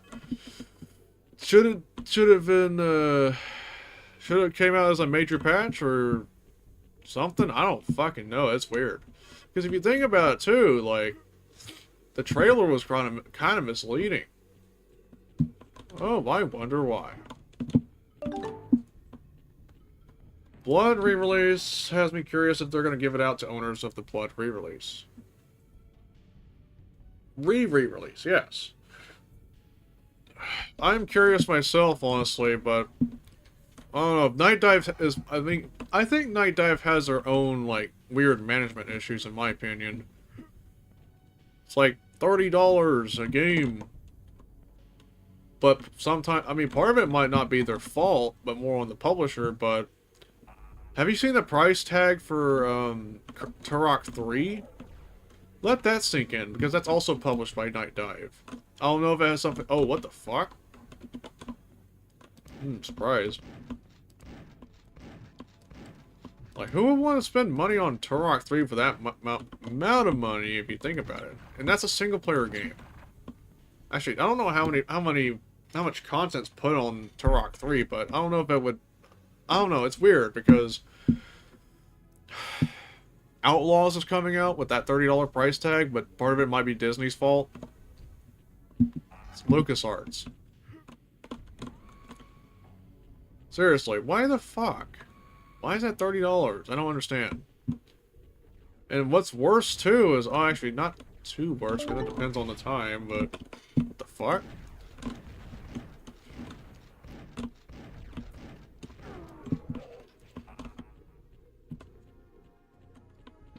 They had a sale on Blood Fresh Supply and Blood 2 shortly before they dropped Blood.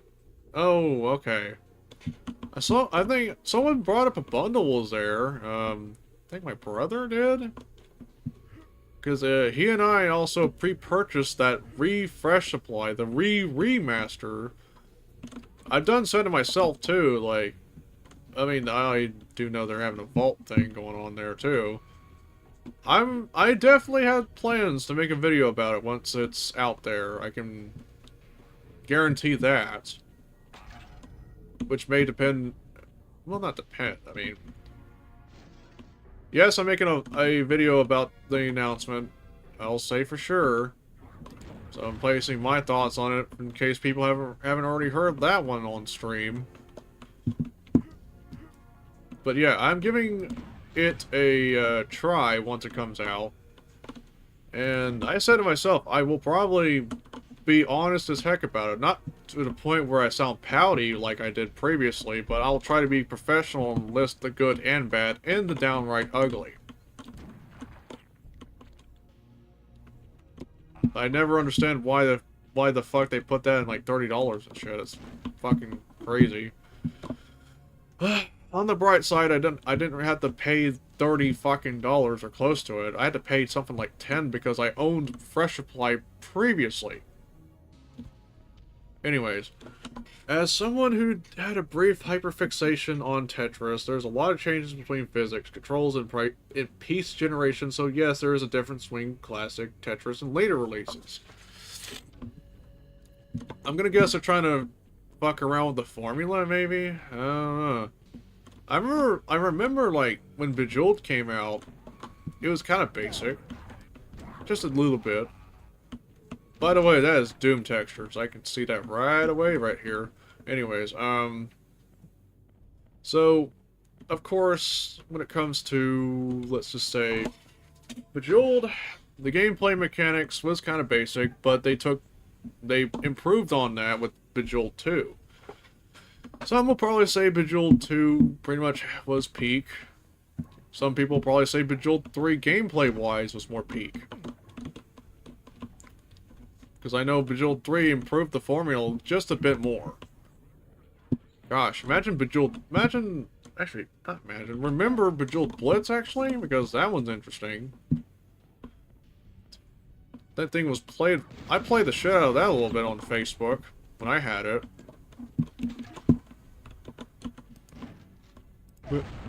Ow, what the fuck? I was meant to shoot the chair, not the monitor. What the fuck?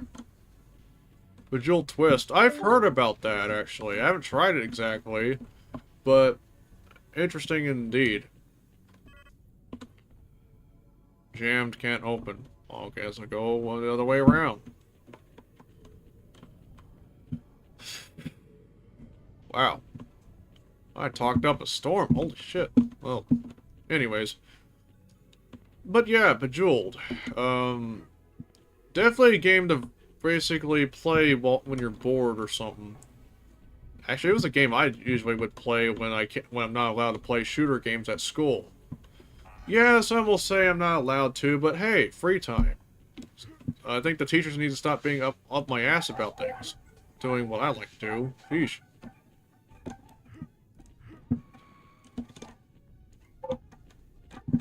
Well, maybe it's probably because they might be Christian or something, because I know religious people don't like Doom.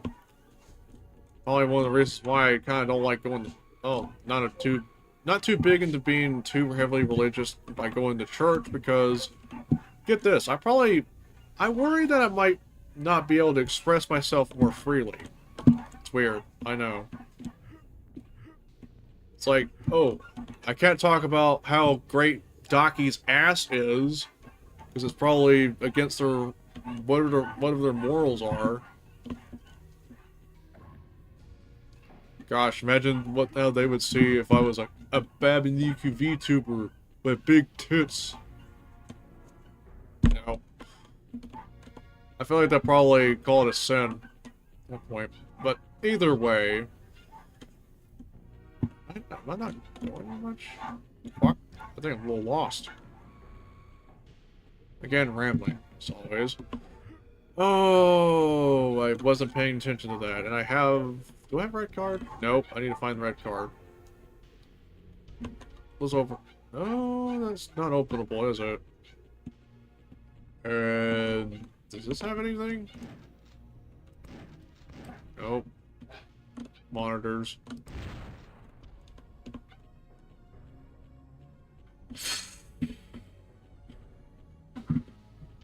Where are you, keycard? Woohoo. Oh. I don't think that's destructible, is it? No. Fuck. Ammo, of course. System status error. That's motherboard. Oh, shit. Okay, I got somewhere.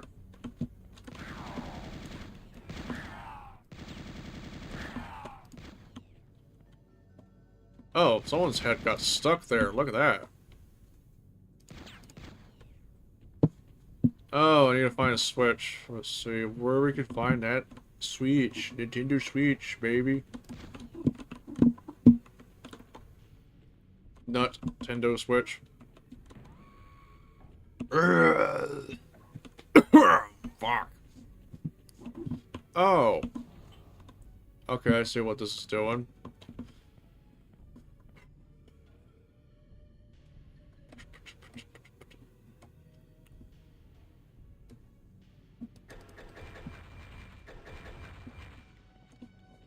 Yeah. Doom. A Doom texture. In the video game. Holy shit.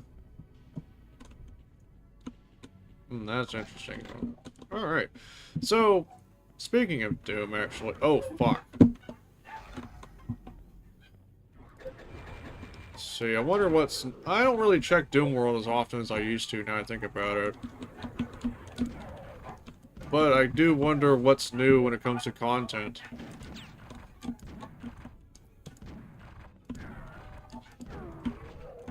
How many Doom ones have been made lately? I wonder. And it does go back to what I said about creativity too. That's why I like vanilla WADs, because apparently I feel like if someone made a vanilla WAD, they either made sure they will play on older hardware, or they were kind of one of those people where they want the limitation to be there for, of course, expressing creativity. If you're just making something new DMF, but no, you're kind of like, you're gonna have to like, I mean, it's pushing things that you probably weren't able to in vanilla, but at the same time, I feel like it'd be funnier if you were able to do such thing on a limited engine, because it's so clever. Jesus Christ. I find it a little weird that when you shoot them, they don't splatter. No blood splattering or anything. Oh, that's weird sometimes. Key card. Have I been there? Yeah, I did. Okay, I'm supposed to go to this right over here. There we go. Ow.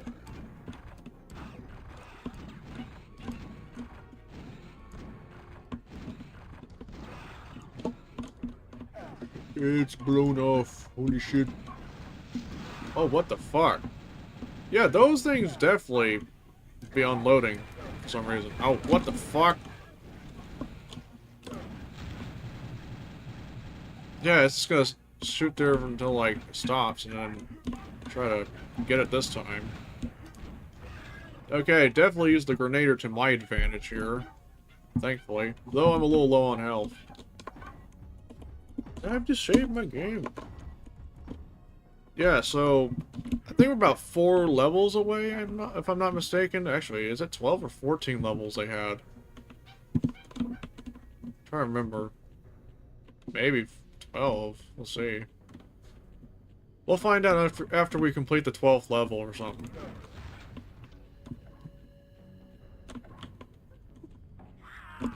Oh, holy fuck.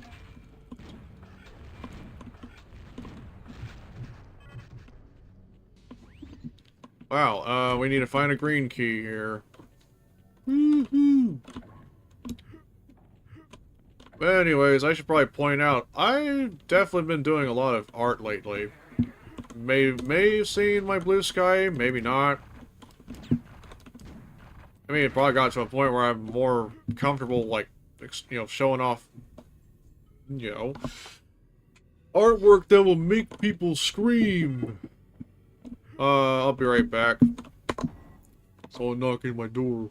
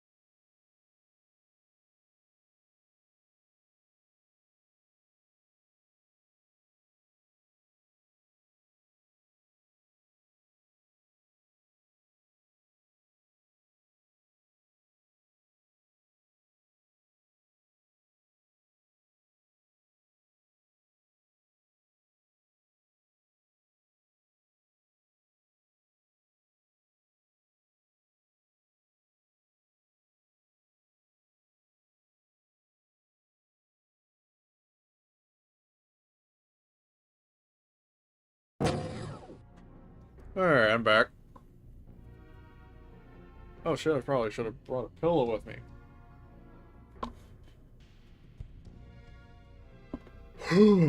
Alright, let's see here. We left off at this area here.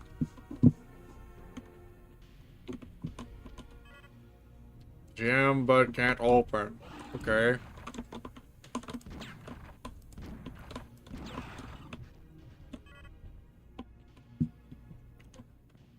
That reminds me. Oh, right, yeah, this area. I've seen a screenshot of one of that area somewhere.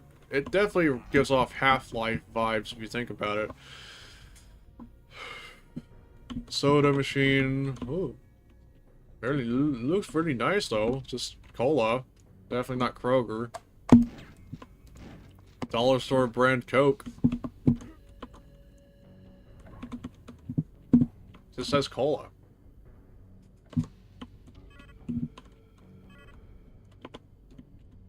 Oh, that's an interesting detail there. It's jammed, but tries to open. This one's probably completely jammed.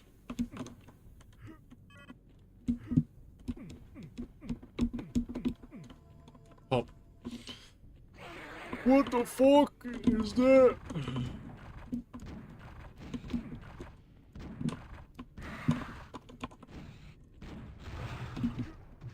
Oh, right, yes, damn, I should probably get back to chasm mapping. The thing is, I probably thought about doing a stream, but I just need to come up with a plan for a level, you know. Or, I remember I had some projects in the works originally, 2 of them actually. One of them is probably more multiplayer focused, where I take the stock levels, try to trim them enough to be more playable deathmatch arenas. At least that's one idea I've thought about. I could also turn some of my shit probably into multiplayer levels. I mean, Chasm's really needing of a compilation of multiplayer levels, now I think about it, because we play the same shit every time I play it at Deathmatch Club. Gets old after a while.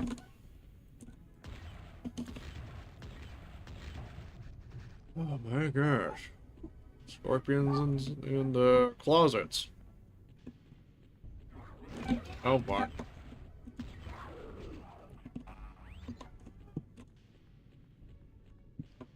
Actually, what are your thoughts on Perleus Warp, by the way? Because I remember people...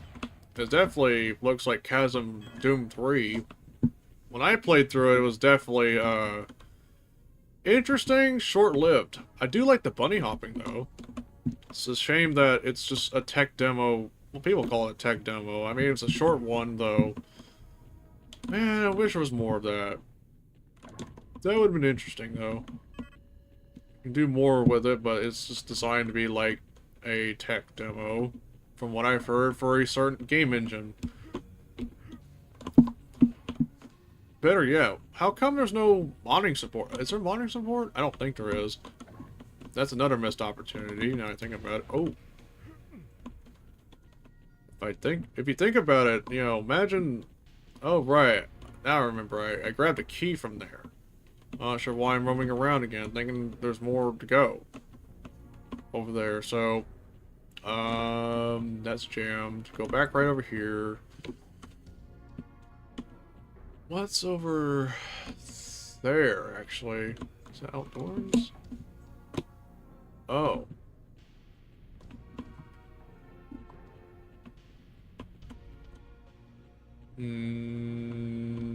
Alright. What's this? Oh, right, the green card. That's what I came here for.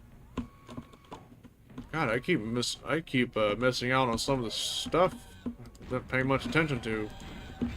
Oh, whoa, whoa, whoa, whoa, whoa. Oh, fuck, thank you. Oh, fuck. I did not know they closed the door on me like that. That's, dumb. What the fuck? Did I save? Yeah, I did previously. This spot probably is the furthest I went without saving. Alright, let's get that key again. I did not expect myself to get locked out that easily.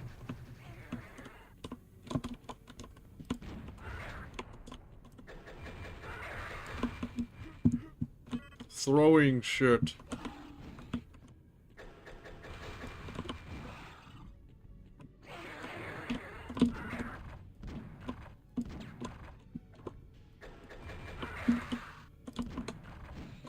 I've heard this weapon's a bit more deadly in Perleus Warp, I think. Actually, that weapon is probably fair. I mean, it don't look intriguing to use against, like, certain enemies, but it definitely works. I don't know, like, floating disc, throw it at people. I don't know, maybe it's like a, kind of like a underestimated one. You underestimate the power of ultra-sharp CD players. That shit throws very sharp CDs at people, and it's really deadly. Do not use in a construction site. Otherwise, you will be screwed. Oh, what the fuck?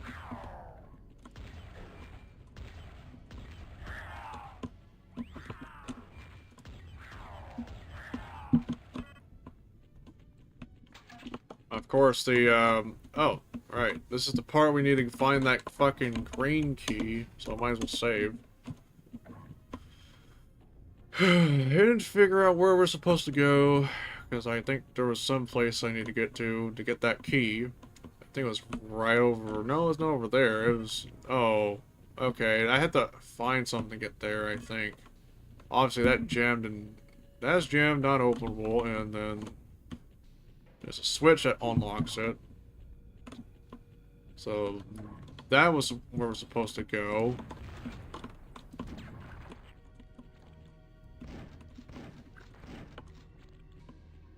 And that's the part where I grabbed the key. Oh my fucking god, I did not expect that. I was heavily focused on the key. Of course I was. That redhead definitely having some heavy focus on some objective. I tell you that.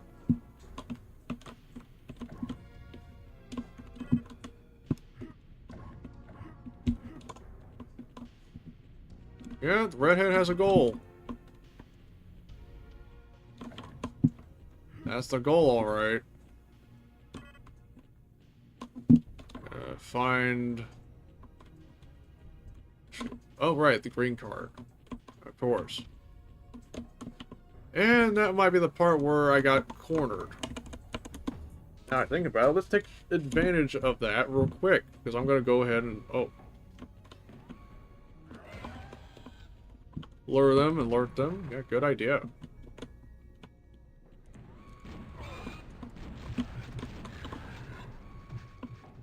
Make the pain less. Let make things less of a pain in the ass.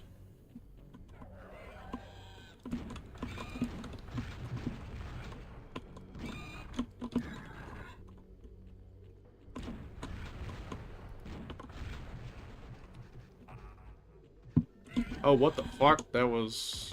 I didn't expect that. Haha. Bitch. Oh. I do like the design of that area. It looks pretty nice. Okay, that's the end of that level. This is Malice by John Halo. Of course. Let me take a look again, because I know the page also indicates how many levels there are. SCAMP 2025. Yeah, that's a chasm. Oh yeah, so I was right. It was 12. Alright.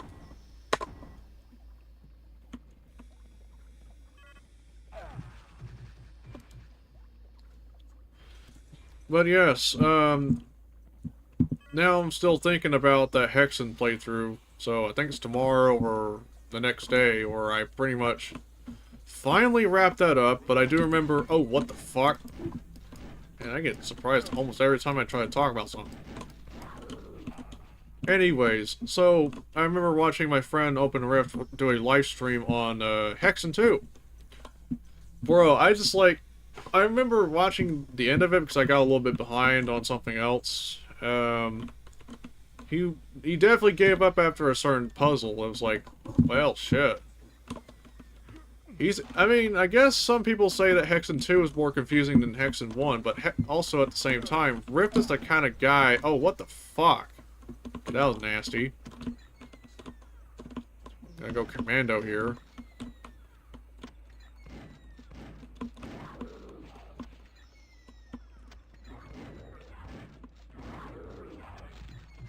Damn, that door definitely killed the corpse there. Anyways.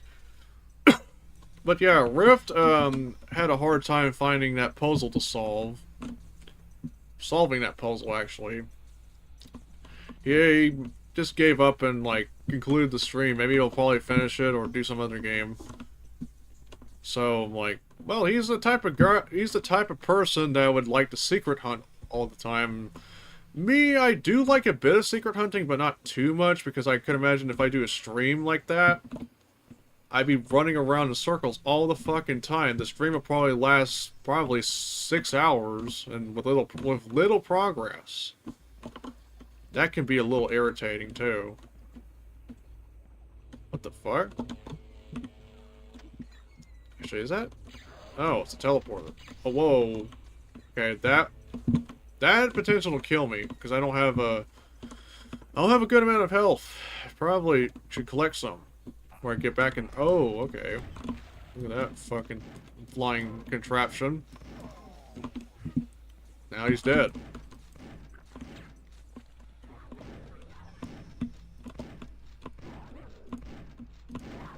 passion makes me feel good. Woo. Oh, there's a shotgun. Oh boy. You know, I think there's some playthroughs I've definitely not finished. Thinking about it. Rise of the Triad, the hunt begins. Oh boy, I did it before at one time and it was complete, but when I attempt to do so, I think I got halted and forgotten. Until now. I probably might restart that. Oh. Oh, okay. Oh, I see. Okay. It's just another entrance to that area. Oh, what the fuck?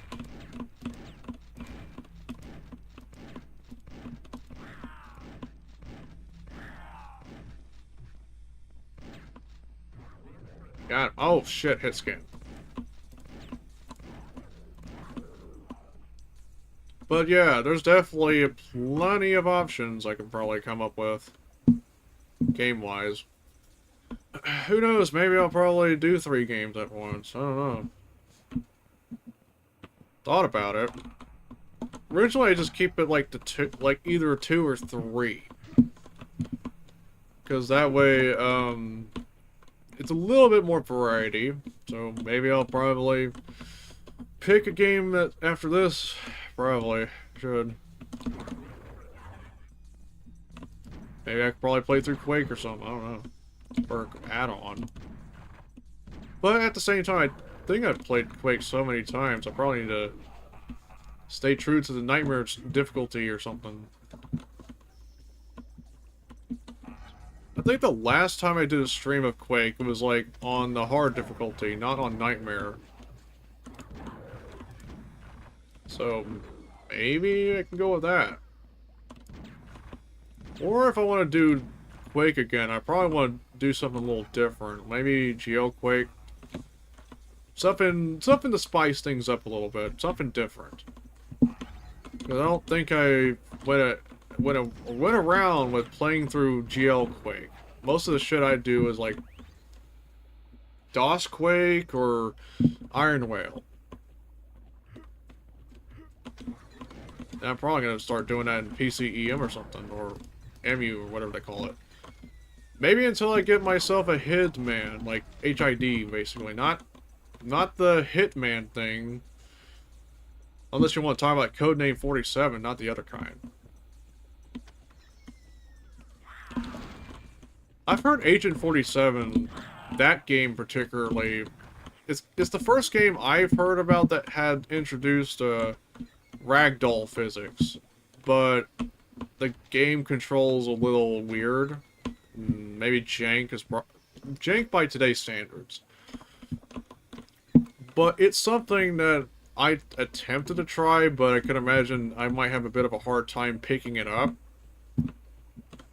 I don't know, like, imagine like a game that's really interesting too, because maybe I'll like the idea of just like a video game where I play as a assassin, a hitman, hired to do some missions, I guess, all that crap, because that's like an interesting concept if you think about it. Like, then again, I've also struggled to get by with like stealth games anyway. Maybe it's probably my memory a bit, but I remember when I tried to play through Splinter Cell, Codename 47 is like the worst possible start to a series. Yeah, I could imagine. I gave it a little bit of a try. It definitely doesn't control good. I'll have to see about playing some other entry or something if I want to get into that game anyway. So even Hitman 2 probably. What about Blood Money? Because I saw my brother playing that and the ragdolls were funny. Though I think it looks like it's more like actiony than it would be stealth. But I do like to mention Splinter Cell, because I remember trying to play that and I felt like that game was a bit more punishing. Wrong move and the mission's over type shit. You don't get a chance to work around that. I don't know, like, I've also heard interesting shit about Metal Gear Solid. Blood Money is the one Hitman you should play. I'll consider that. Absolution is the action one. Oh, okay. I'm not sure if my brother was playing Absolution or Blood Money. But I will say, Splinter Cell I could look into revisiting, but I know I've heard a lot of interesting stuff, lots of interesting stuff about Metal Gear Solid. I mean, I haven't played I don't think I've played many Konami games, have I? I'm trying to wrap around my head, like, there's probably some games I've played that might have been Konami, I'm not too sure. No, okay, another memory unlocked now. Kill Switch by Namco. I think that might be a Namco game. I played the Game Boy version of it. I played a bit of the PS2 version of it. I haven't revisited it in ages. Maybe I'll consider it. Who knows? But it is an interesting title. It's funny to me because if you think about it, the Game Boy version, Game Boy Advance, I mean, is like, think of it, they try to do a third-person game, almost. Or was it top-down? No, I might be thinking of Max Payne or something. Because, oh yeah, Max Payne got a Game Boy Advance for it as well. Or D-Make, I might as well call it. It's interesting. But I think Kill Switch tried to keep the game, keep the genre as like a third-person game, I think. If I recall. So that's interesting in itself.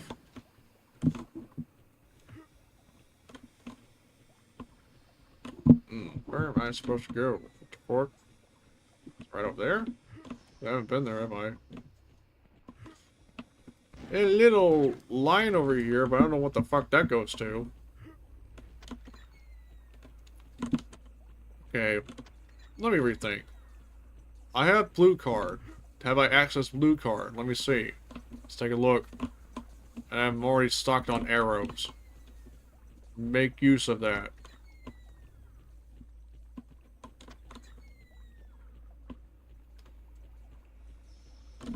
Okay, that hasn't unlocked yet. Driver 3 on the Game Boy Advance.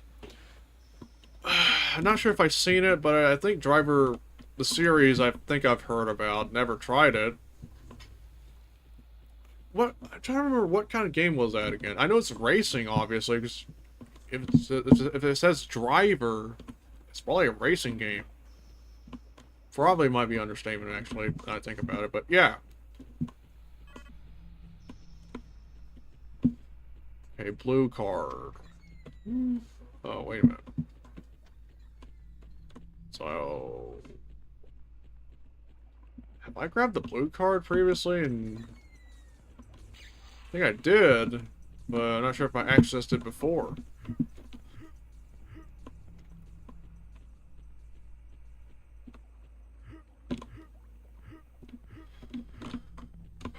What the fuck am I going? That needs green card. Driver is a game where you do missions for guys in a car. Oh. You know what's funny? Because it almost reminds me of GTA 1, so somewhat. Because if you think about it too, like, go to, like, that's the goal of the first game. Go to phone booth, do a mission, take a vehicle, whether it be picking somebody up, killing somebody, or pretty much or using a fucking vehicle that's meant to explode, drive to a place and it blows up. Those kinds of missions. Though I've heard that that game is probably not the greatest kind of game to play through. Maybe. I don't know. But I usually... it probably be... oh, what the fuck? Oh, that got me trapped. Probably need to bounce around, get my fucking... oh, probably throw this back.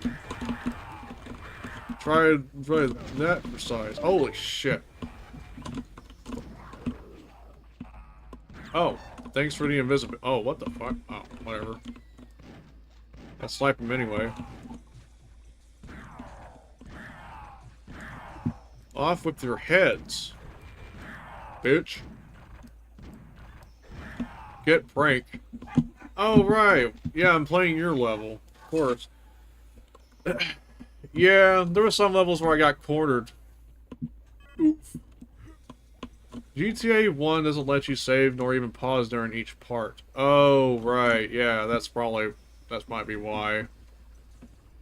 Because, fuck. I think there was a way to probably, like, get, could you actually complete the game without completing all the missions? Because you need, like, a goal of amount of money to be made to get anywhere, if I'm not mistaken. Oh, what the fuck? Okay, never mind. I thought that I got soft locked for a little bit.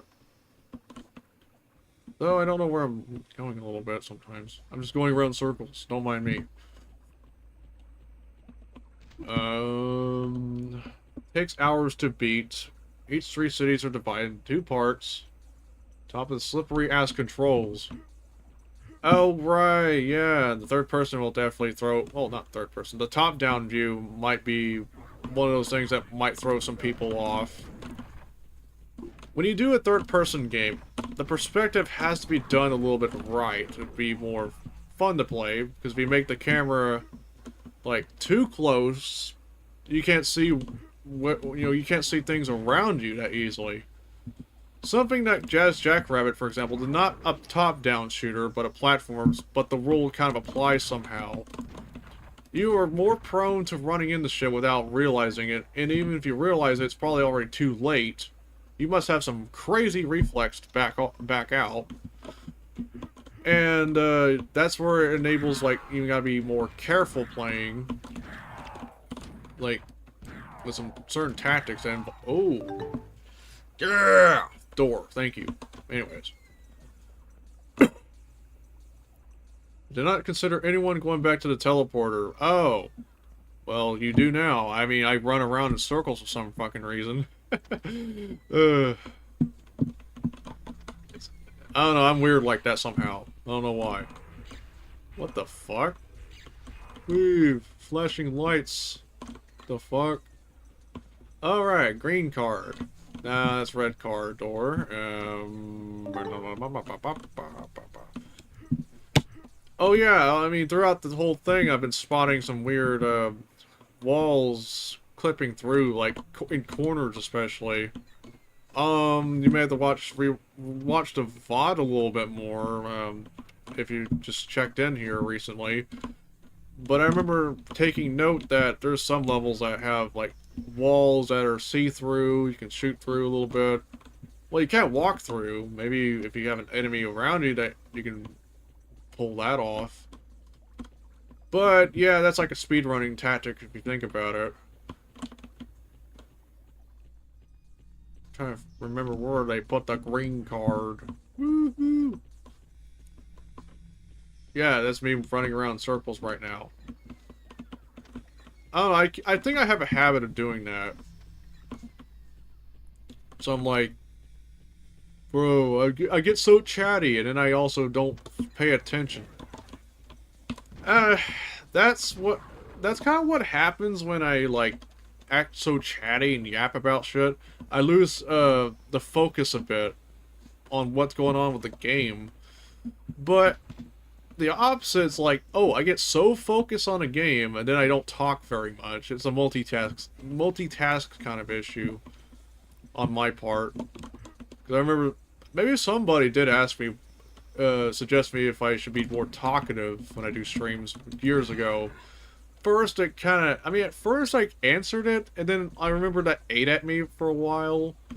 Because, I think I started having a bad habit of multitasking, micromanaging issues, and it got me a bit unmotivated to do streams for quite a while. I don't know why or how that got me to do that, but it was definitely why I didn't bother streaming too much during the last few years after 2021. Yeah, recent times I decided to, like, need to get over that part. Don't focus too much on who's chatting or how many are chatting, how frequent are chatting, you know. and focus on what I'm supposed to do, which is, of course, play this, you know, this game over here, and this little shotgun, and this fucking getting lost simulator key cards, and all sorts of shit. Look at that. Holy fuck. But yeah, of course, I would need to more or less treat it similar to when you record a Let's Play. You have no audience to chat to, so you have to like talk to yourself a bit. And I know Let's Play videos. They definitely went out of style because of live streams.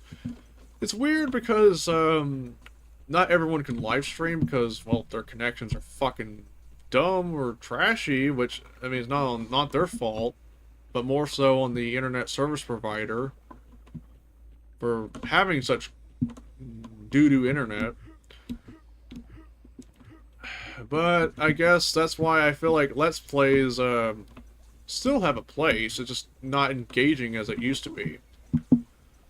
Though I feel like at the same time, the type of Let's Plays I would watch aren't like the levels of PewDiePie. Oh wait, that's the Switch.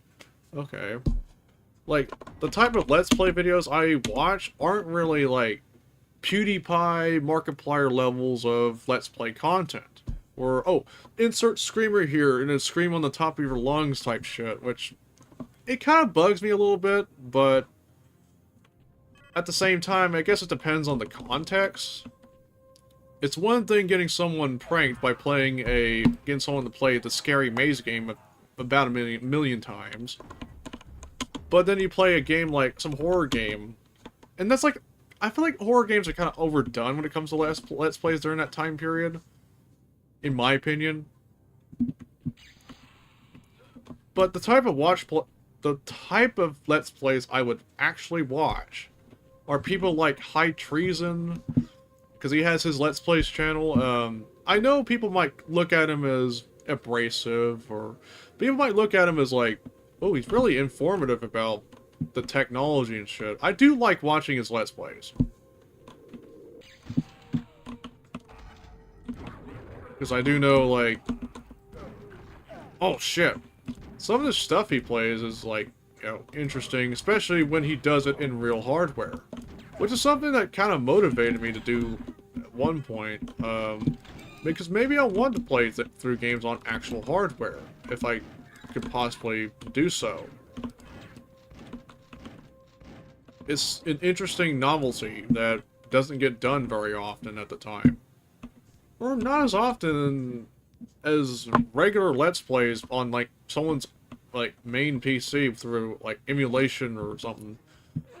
Of course, I'm kind of stuck doing emulation a little bit because I just really hate using that fucking Dell Quiet Key keyboard. I just want to chuck through the wall, or maybe just use it as a way to, I don't know. Oh, what the fuck? Near-death experience. Pray to God I don't get hit in that, with that fucking, oh my fucking God, holy shit. They're throwing shit at me, what the fuck? Oh. Oh, interesting. Not even gibs. Well, there is gibs, I just don't see blood. Censored version of Chasm? Whoa. Holy shit. Shoutouts to the 10k subs Let's Play channels who are still at it, uploading daily and weekly-ish for years. Oh yeah, it's dedication, despite not getting as much traction. Because I know Let's Play has kind of died out due to streams, of course. I mean, I would have loved to have a Let's Play channel myself, but every time, I think last time I did it, I don't think it got anywhere, but at the same time, I was doing this on a side channel, not my actual main channel.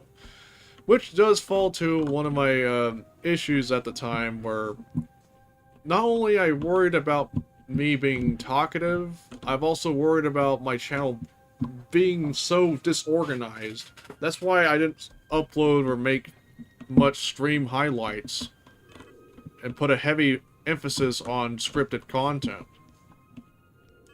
or just the amount of content, because I feel like it was like, if I did a video that was not like scripted content, I had a bad feeling it wouldn't get as engaging, which that's something I kind of fallen into for a while.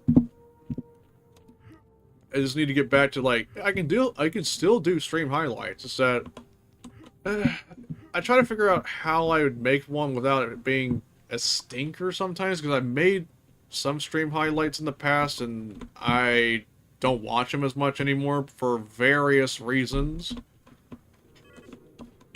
But I had thought about, if I were to do like stream highlights, maybe I can do like something like supercuts highlights of game playthroughs. So maybe I can like, it'd be a little bit episodic, maybe a little bit long form, because I want to make it focus towards like, so I would go about, I think I attempted doing something similar, but I don't know if that got anywhere either. I feel like if I want to do a highlight of some form, I kind of want to make it as a whole thing with timestamps. Because the thing is, like, if you see like highlights being made of full playthroughs, but they last 30 minutes to an hour. Of course, not many are going to be watching a whole ass like few hour stream of the whole which is just highlights of the whole thing. But at the same time, I feel like some people might not like the idea of watching the entire, all the parts of the live stream at once. Maybe if they want to, they probably want to have it on while they're falling asleep or some shit. I don't know. Or have it on TV on the background, which is, I guess, is a pretty nice thing, because I remember like set up a temporary like Plex server and I downloaded High Treason's live streams and they were good as background. But I also remember like leaving on like LGR thrifts and maybe most of his videos at one point as well. During the whole fucking Roku thing, because that was back when I did not have DirecTV anymore. I can't leave that on the background because I don't have DirecTV, and I had to use Roku. And then I'm plagued with, oh, you're still watching fucking shitty, like, dialogue boxes that put me back to the main fucking dashboard every few hours. It's weird to me because bandwidth is apparently the reason why they've had those fucking prompts, but at the same time, especially YouTube, looking at you, by the way, it makes no sense trying to, like, do that when at the same time, they have a lot of money in the world. It's like, if you can afford having cable television, you can at least have it so it can run 24/7. Hey, at least fucking Hulu is able to do that very conveniently. I have it on right now. And never got a single prompt telling to go back to this fucking dashboard, you know? It's just like, bruh, I want that shit in the background, not that garbage pop up. This Z fighting was not noticeable in the editor. Oh, yep. That might be a problem that I've noticed in the remaster. Because here's the thing, I would have played this in DOS had it not been told that the remaster is for the remaster exclusively. I looked at the ModDB page. Though I might not be too aware that there might... Is there actually a... I gotta think about it. Is there really a release for DOS on this? Because last I checked, it was only the remaster. I'm looking at the ModDB page, or even, and I don't see it. So, yeah. The Z fighting is definitely an ongoing problem. Oh god, that looks hard to look at in the eyes. What the fuck? It's just so intense, basically. The intense Z fighting. Oh, that's probably what I meant originally. Yeah, it's Z fighting, not fucking texture glitch. I mean, it's a kind of a texture glitch, but still. Of course. Yeah. I should have asked... Oh, what the fuck? Yeah, and there's also a bit more Z fighting when you have things opening. Yeah, this... like I said, I understand a little bit why they probably made it more for the remaster, because I think they had like GLTF files in there. But at the same time, I have my own reasons why I always try to make shit compatible with the original game. Because not all source ports are definitive. Mapping standards I can understand a little bit, looking at Doom by the way. But if it's like, if you're making it exclusive to a remaster, you gotta make sure this is good enough that everyone will be fine playing. Well, maybe it's just me, being a purist, but still. I just don't like the idea of like, oh, I have to play without y-shearing, because here's the thing, I know people find it disorienting, but that's what carries the aesthetic of Chasm. It's an interesting style. No software rendering, no y-shearing, it doesn't feel like Chasm much. In my opinion. If anything, it feels like a... No, actually, I wouldn't say it feels more like Fresh Apply, would it? Because Fresh Apply is decent, but it's not very accurate. In my opinion. If you want accurate, I suggest End Blood or Not Blood. I think Not Blood is the go-to method to play Blood. Even in multiplayer. Guaranteed. Or maybe until... Oh, what the fuck? Maybe until, like, you know, Refresh Apply comes out, and then we'll see for sure if that's really good as a method. Because Fresh Apply has one thing I really liked. Mid-game joining. That's something that was lacking in original game and the source ports. And kind of discouraging to some people, I feel like. That's why I feel like, you know, Chocolate Doom isn't as popular for multiplayer compared to something like, I don't know, Zandronum, maybe the Kex remaster, Z-Daemon. Though, at the same time, GZ Doom don't have an active multiplayer. Probably because of the way it was made. But I've heard they're trying to improve it. Maybe they're working their way towards a client server. So you can join mid-game. Oh, what's that? Oh, right. This is the area I've started in, am I? Have I? Really now? Actually, oh, another teleport. Oh, already went there. Hey, nice.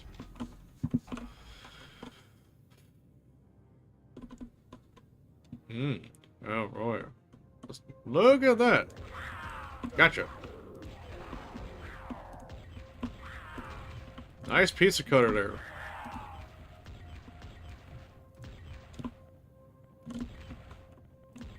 You skeleton boy. Come here.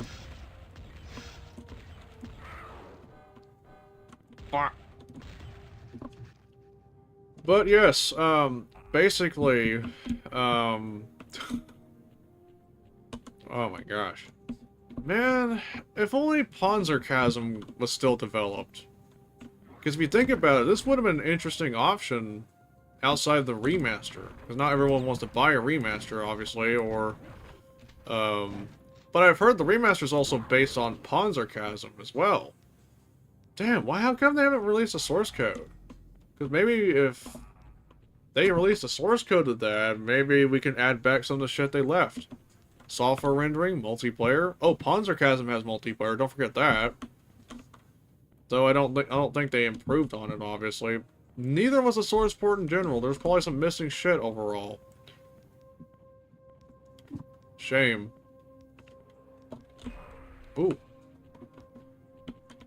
Okay. By the way, I recognize the song. It's from Marathon. Oh wait, been there.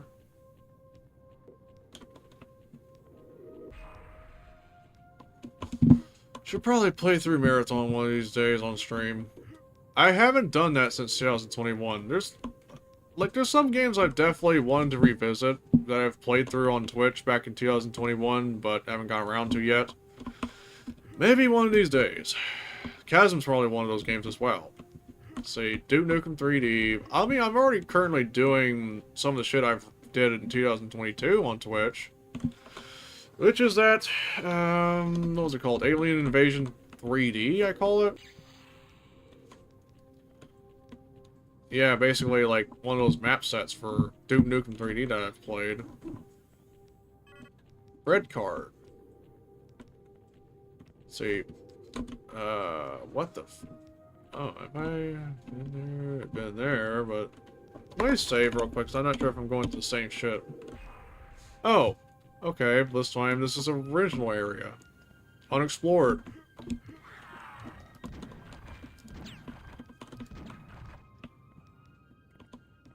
I'm kind of... Oh, never mind. I thought for a sec, because those enemies I thought don't splat blood. They don't splatter any blood for some reason, but I guess they do. I don't know, maybe it's hard to see for some reason. Yeah, like sometimes I shoot them in a certain area, it don't look like there's like blood coming out, but then sometimes there is. Interesting. Oh, that's what I meant here, look. I could see through that, by the way. Yep. That wall did not clip in correctly. It's not even, like, attached properly. So, that's what I meant. That some of the areas I've seen have that issue, apparently.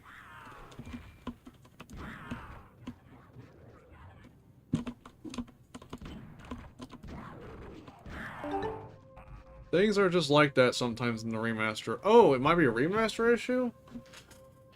Man, if only I can say for sure about the DOS version. We should probably get, Coyote to probably, like, make a, DOS-compatible version if possible. I should probably note that. Hello, welcome to stream. As you see here, we're in, Threshold of Pain, which is, like, the second to last level, I call it that. Because by the time we get to the next level is the second to last level. So we're just about nearly complete with this this map set. Maybe if I can find some ideas, I can probably make a contribution to SCAMP 2026 or some shit. Oh, look at that! We have a boss here. Good time to save, because I'm pretty sure I'm going to get annihilated if I get close to it. Yeah, dare you. Oh, what the fuck? There's multiple of these fucking... Holy shit. What the fuck? Bro, that's a lot there. You can't even kill them either. I'd be surprised if you could, but still.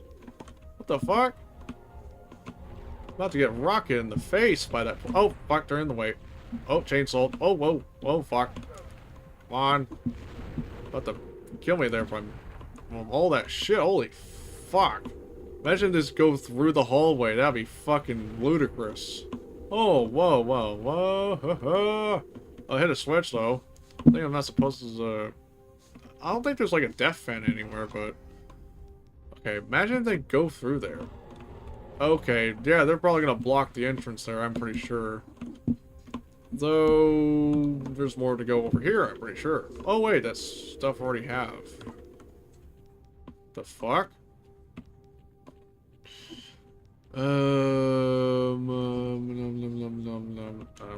Fuck. Does that switch do anything? Nope. I think I already hit it. Oh no. Ow, what the fuck?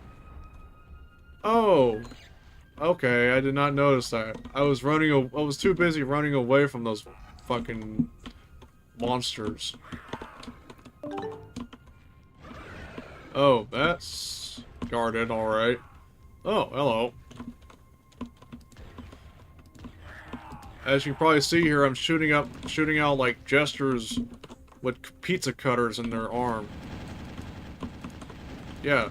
Arm-mounted pizza cutters and all that crap.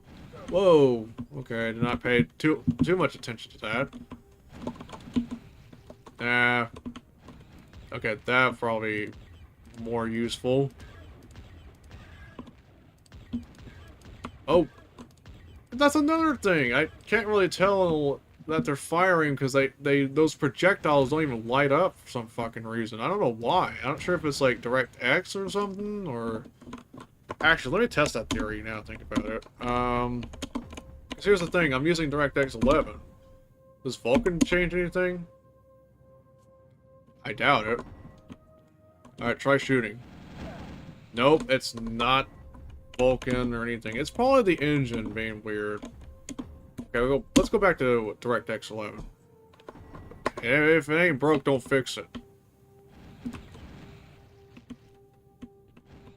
Whoa, okay, I did not notice that one there over there. Oh boy. I can't tell if I'm getting it. Oh, there we go. But I'm about to run out of those fucking things. Okay, let's just use shotgun. You know, I could have probably used the rifle if I wanted. Save ammo that way, but at the same time... where's the fun in... oh, fucking Christ. Well, I think this is one left anyway, so I can just go dodge around like... whoa! Okay, that's nice. Guessing secret area? No, let's just go through. Interesting. Oh, more Z fighting. Look at that. Anyways. Fuck! They make our remasters, a little weird sometimes. You know? Freaky. Oh, what the fuck was that? That looked like a visual bug. Okay, I can't see to do it again, but what the fuck was that? How'd that happen? Oh, well, that is weird, I guess, but whatever. This ain't no fucking model explosion. Okay, yeah. When you have a 3D model glitching and exploding, that's enough to make me have some fucking flashbacks, and they're not good ones. Getting traumatized from a 3D model glitched up and shit. That would make me have some fucking PTSD right there, if you think about it. Christ. The wall is bugged, yeah. Figured as much. But I remember, like... yeah, I don't know why it does. Oh yeah, here's that. Another error. Missing sound effect, by the way. Sound/fight.wave. I mean, that's a... oh, now another sound. Sound/prep.wave. Another one. AB3D door.wave. But it runs anyway. Oh, dropship, a bonus level. Used for learning editor and testing tools. Okay. Definitely looks like, oh, okay, when I read that WAV file, it definitely screams Alien Breed 3D. Because I remember, Coyote was making something similar. It was like Alien Breed 3D 2, if I'm not mistaken. I had no idea how to fix it. Oh. Fair enough. Okay. Oh, what the f... okay, definitely got caught in that door. What the fuck? Anyways, I was paying attention to the textures a little bit, but that's interesting. Digging the space sky texture, by the way. I like that. Thank you. It's very good. I always like, I always seem to like, you know, levels that have night sky textures. It looks so, it's got a vibe to it. Probably and you know, that's like something I like. And when I play, oh shit, I almost fell for that again. So when I play something like Rise of the Triad, it seems like most of my favorite, you know, attributes of a level is the sky texture being nighttime. Oh shit. I have little cover, by the way.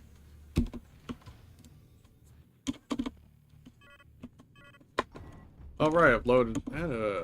Oh yeah, this is the second to last level, and it's a bonus. Okay, I gotcha. I wish it was cover, though. Prepare to fight. Oh, it's like an arena thing. I see now. Okay, wish I had my shotgun. Oh, thank you. Proceed onwards. I gotcha. Entering arena. Prepare to fight.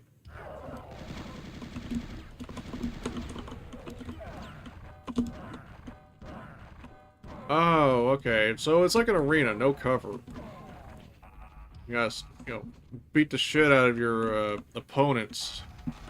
Hardcore style. Some of the textures do remind me a little bit of the other Amiga shooter, what's called Gloom, if I recall. Oh, shit.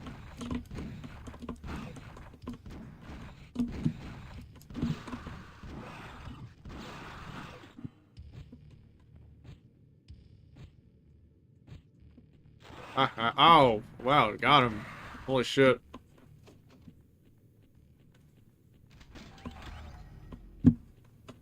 Okay, this is a really interesting concept.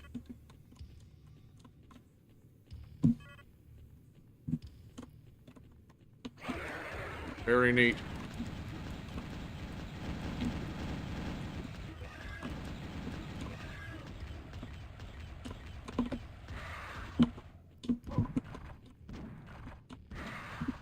Haha. So basically, we deal with these enemies and hit the switch to proceed. Okay, reward taken.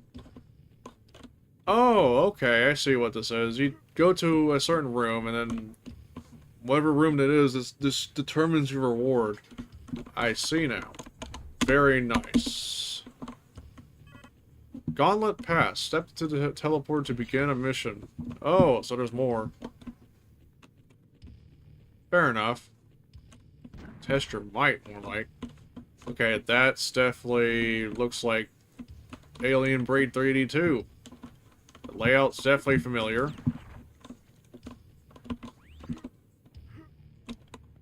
Very nice.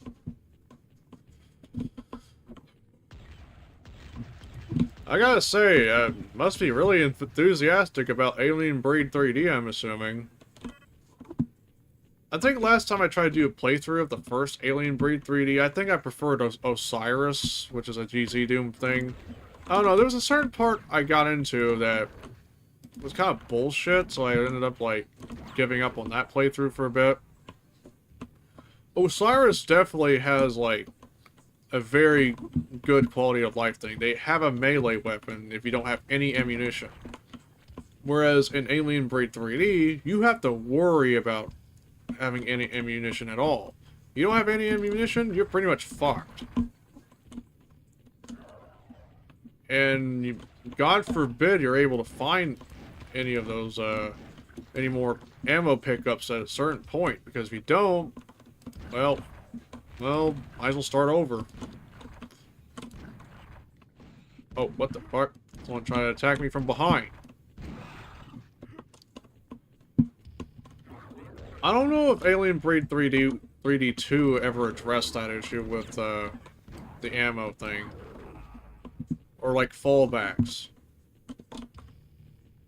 Because that was something that I didn't like about the original Alien Breed 3D, is it's like, you don't have ammo at a certain point, you're pretty much screwed. You might as well just give up, find a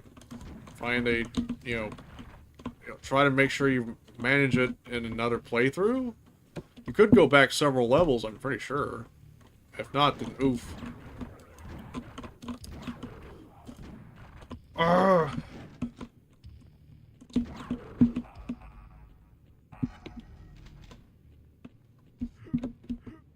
But yeah, I guess I will point out too, like, I should probably try playing through the original top-down games.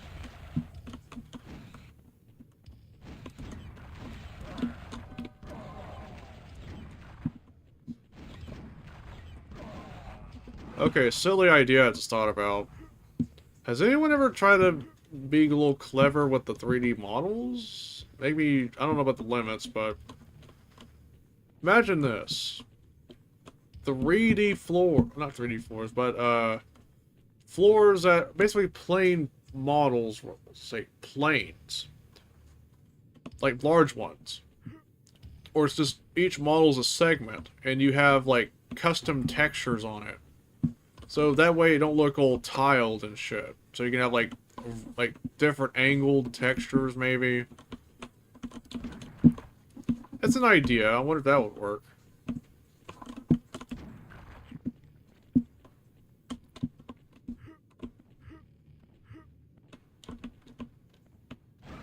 shit. Definitely doing a good job dodging all that shit. For some reason.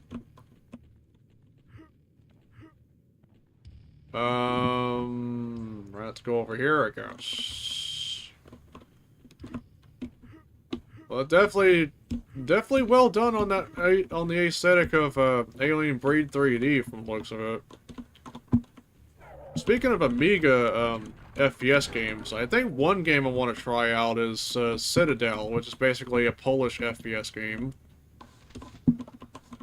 They got like a source port for Windows, but I think one thing I don't like about that is it uses texture filtering for whatever reason. I think you could disable it, but I don't know. If not, then that's fucking horrible, because for one, why play something like that with texture filtering when it's not even there in the first place? I swear to God. Like, if it's one of those people that believe that, oh, texture filtering equals game looks realistic, doesn't look garbage, then you sir got problems. Get your eyes checked. Go to the eye doctor. Might have blurry vision or some shit, I don't know. Well, actually, if they have blurry vision, I don't think texture filtering would have helped them. Oh, okay, reconnection issue again. Yeah, I expect that. In case, I'll probably recap a little bit. Yeah, I was mentioning, why put texture filtering in a game like Citadel? It's just not something that would be fitting. Actually, has anyone ever considered throwing a 3D effects voodoo card on an Amiga? Holy shit. Christ. I'm just going around MI again. Oh boy. Oh. My eyes deceived me this time. I did not see that green card. Though, I do dig these textures. Really digging the textures there. I will say for sure. Actually, where's that green door? Should be there somewhere. Over there? Nope. Nope.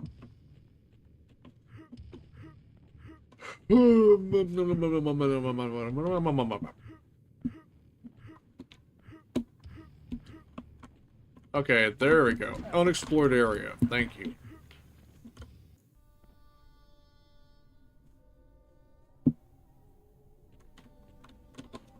Okay. Oh, I recognize this track. This is Blood, isn't it? Red Book.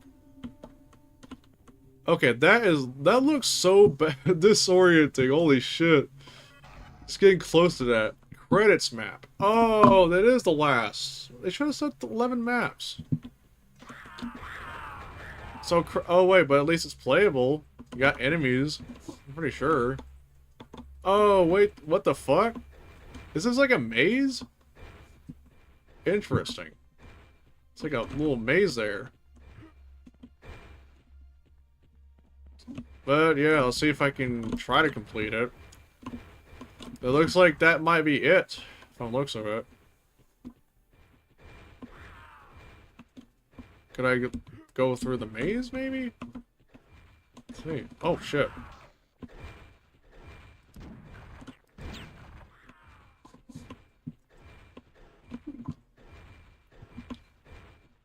Yeah, they recreated a maze, I'm pretty sure.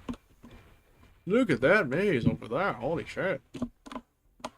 And it's just one whole ass area, too. See if I can find whatever's in there. It's all something for a bit. I could just peek somewhere in there, right? Of course.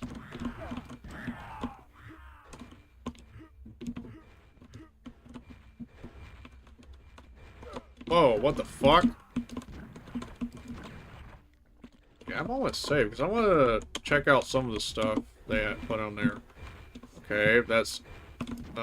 the credits to the Alien Breed 3D textures. Maybe I'll start clearing more of the level as time goes on.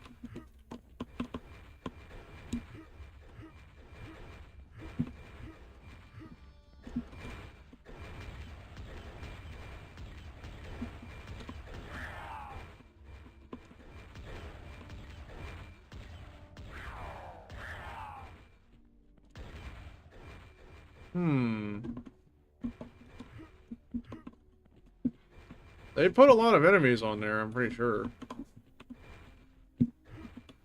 Oh, that's a portal. Well, since this is like the credits, I might just do a little save here, go through the entire map maybe. Let's see what's in there. Who needs your achievements? I need to go through this stuff. Is there no glue clip maybe? No. So guns. Well, weapons. It's a weapon? Yeah, okay. I'm gonna spend a little bit of time trying to find the credits, or just that, probably. Why not?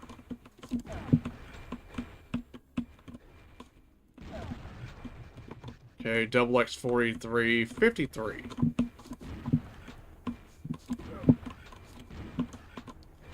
Bad sector? Of course, yeah, because he made the floor editor and also this as well. I mean, I remember that was definitely a lifesaver for modding the game in general, that is. I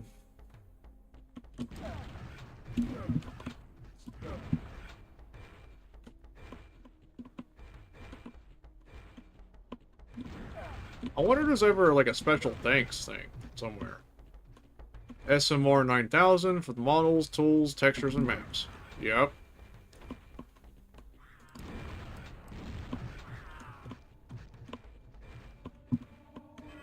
Swim, swim, hungry dope. Oh, dope fish. Dope fish.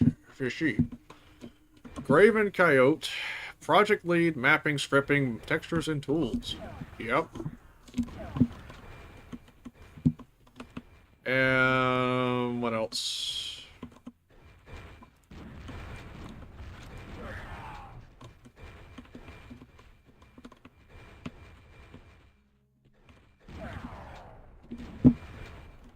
"44 Angels" for maps, of course. Special thanks to... what else? Special thanks to the Chasm, wait. Panzer... sorry if I don't think I can pronounce that correctly, but yeah, the creator of Panzerchasm, the one I was talking about. It's a shame they couldn't, like, continue developing that. Would have been more of a viable option, alternative even. Rack X, because basically one of the co-founders of the Shadow Zone community Discord. I remember joining there because I've heard about they were making a some add-on, and I remember like, getting into the chasm mapping. Okay, I think is that all of it? I want to make sure. Never considered. Yeah, that's what I ended up doing. Special thanks to Action Forms, of course, because they made this fucking game. This rather interesting hidden gem of abandonware classic.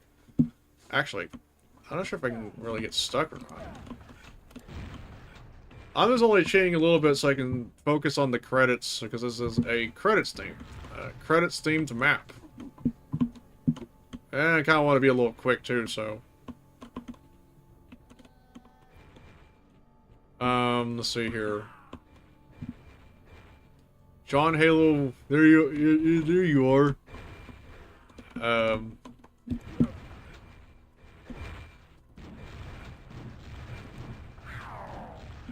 Chips Fly.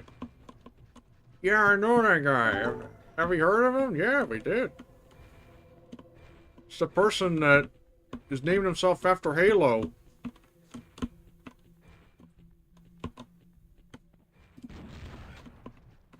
Alright.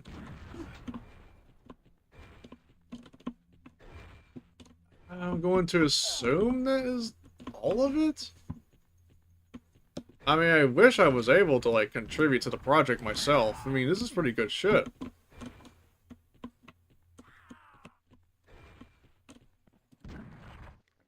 The map has an ending, okay. I'll try to take a look at that when I know for sure that... I think that's all of it? Huh, alright. Interesting.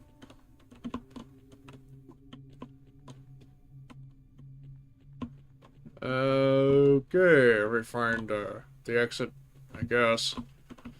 Let's see. Rocket jump.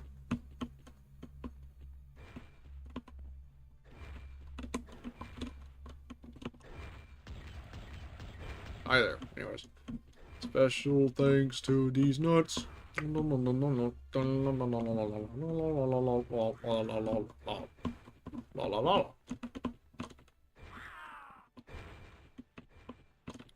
Me, I'm over there platforming. Woo. I'm over there platforming. Got lotion on my platforming. I'm over there stroking my platforming. Man, I'm like a freak, man. Like, for real.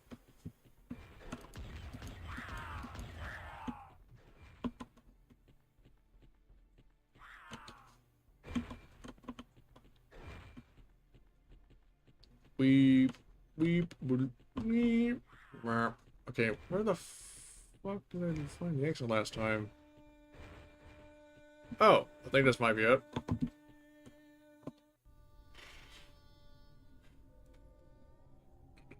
Let's see what this ending's about.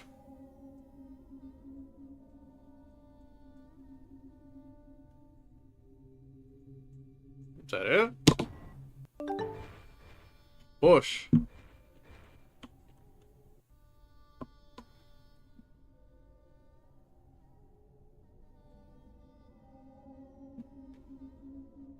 Is that the ending? It's the bush or something? I don't see anything else.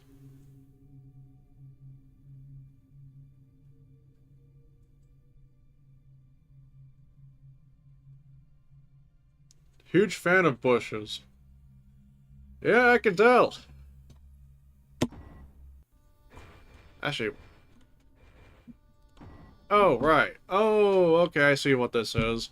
By the way, if you go to extra levels, look what happens. Ta-da! Back to the start. Well, that was interesting. Oh, I forgot I had the shadows on. Oh, alright. Well, that was interesting. Credits. Let's take a look. They got their credits right here. Might be the biggest fan of bushes. Oh yeah, I can tell. I'm pretty sure you made this level too. Or maybe they might know you were in the bushes. Link and readme file. Exactly. You did not make that? Oh, okay. Well, somebody must have known you're in the bushes. I wonder who. Oh, right, yeah. SMR 9000. Of course. Tools, Bad Sector's tools, and then SMR 9000's tools. Script generator. Oh, yeah, that's a funny part. That cut off because I'm on 4:3 resolution. New blood effects. Yep. Special thanks. Well, I wonder who. The Shadow Zone. Ponzer creator. Ponzer correct. The Forge. Yep. What is the Forge actually? Oh, it's just other shit. Probably to put it with that remaster, I'm pretty sure. Huh. I don't know what the Forge is, honestly. I guess it's like... Yeah, I don't know. Never heard of the Forge, but I definitely know SDL. So Loud Audio Engine. Okay, I don't know about that. Tiny GLTF. Okay, yeah, that's probably for the models.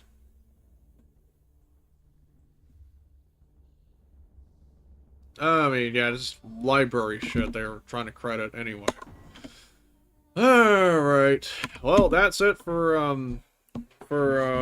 Scamp 2025. Definitely liked playing that. That was pretty nice. Alright. So, yeah, as we can probably tell, that is... Yeah, we're like 3 hours, 17 minutes in. Definitely completed the whole thing, as I expected, because you gotta remember, Chasm's kind of a short game. So I expect definitely one of the longer add-ons compared to what we got before. It's like the official add-on, the Cursed Land, and Grim Baruff, which both of those add-ons are made by the Shadow Zone community, their founders, of course. And I remember I took a crack at it myself one day, trying to make this add-on called The City, which I'll probably show off later down the line. I have yet to finish it. I don't know if I'll likely finish it, but I'll maybe one day. Never say never. But anyways, I think tomorrow or Thursday or so, I might continue Hexen and hopefully, I swear to God, hopefully finish it this time, because last part was not good at all. I crashed out. So yeah, the city is the whole reason I joined that Discord server. Oh, interesting. Man, I wish I could have had the time to finish it myself. Well, I do have time. I just don't have the motivation to do so. Maybe because I was probably busy trying to hone my level design skills a bit more, or maybe I just didn't like working with the editor and was hoping for something more Windows. But I've probably grown to accept it at that point. Yes, editors may be easy or hard, but the hardest thing of them all that people need to master is the fundamentals. You can't go anywhere without fundamentals. Hate to say it. Fundamentals is key to level design. And I'm still trying to master more of that on the single player department. You definitely can get easy learning those fundamentals trying to make deathmatch levels. Single player, that's the next goal. That's why I feel like deathmatch levels should probably be a good starting point for those new to mapping. At least in my opinion. But either way, I feel like if I don't stream Wednesday, Alien Invasion might be put off until maybe Sunday or Monday. Then, but I do know Friday, I'm definitely going to try to make it to do a RTS game event. So, that way, I don't think I've ever streamed an RTS outside of Zed, but that's on Twitch. So, this will be interesting. I'll probably stream...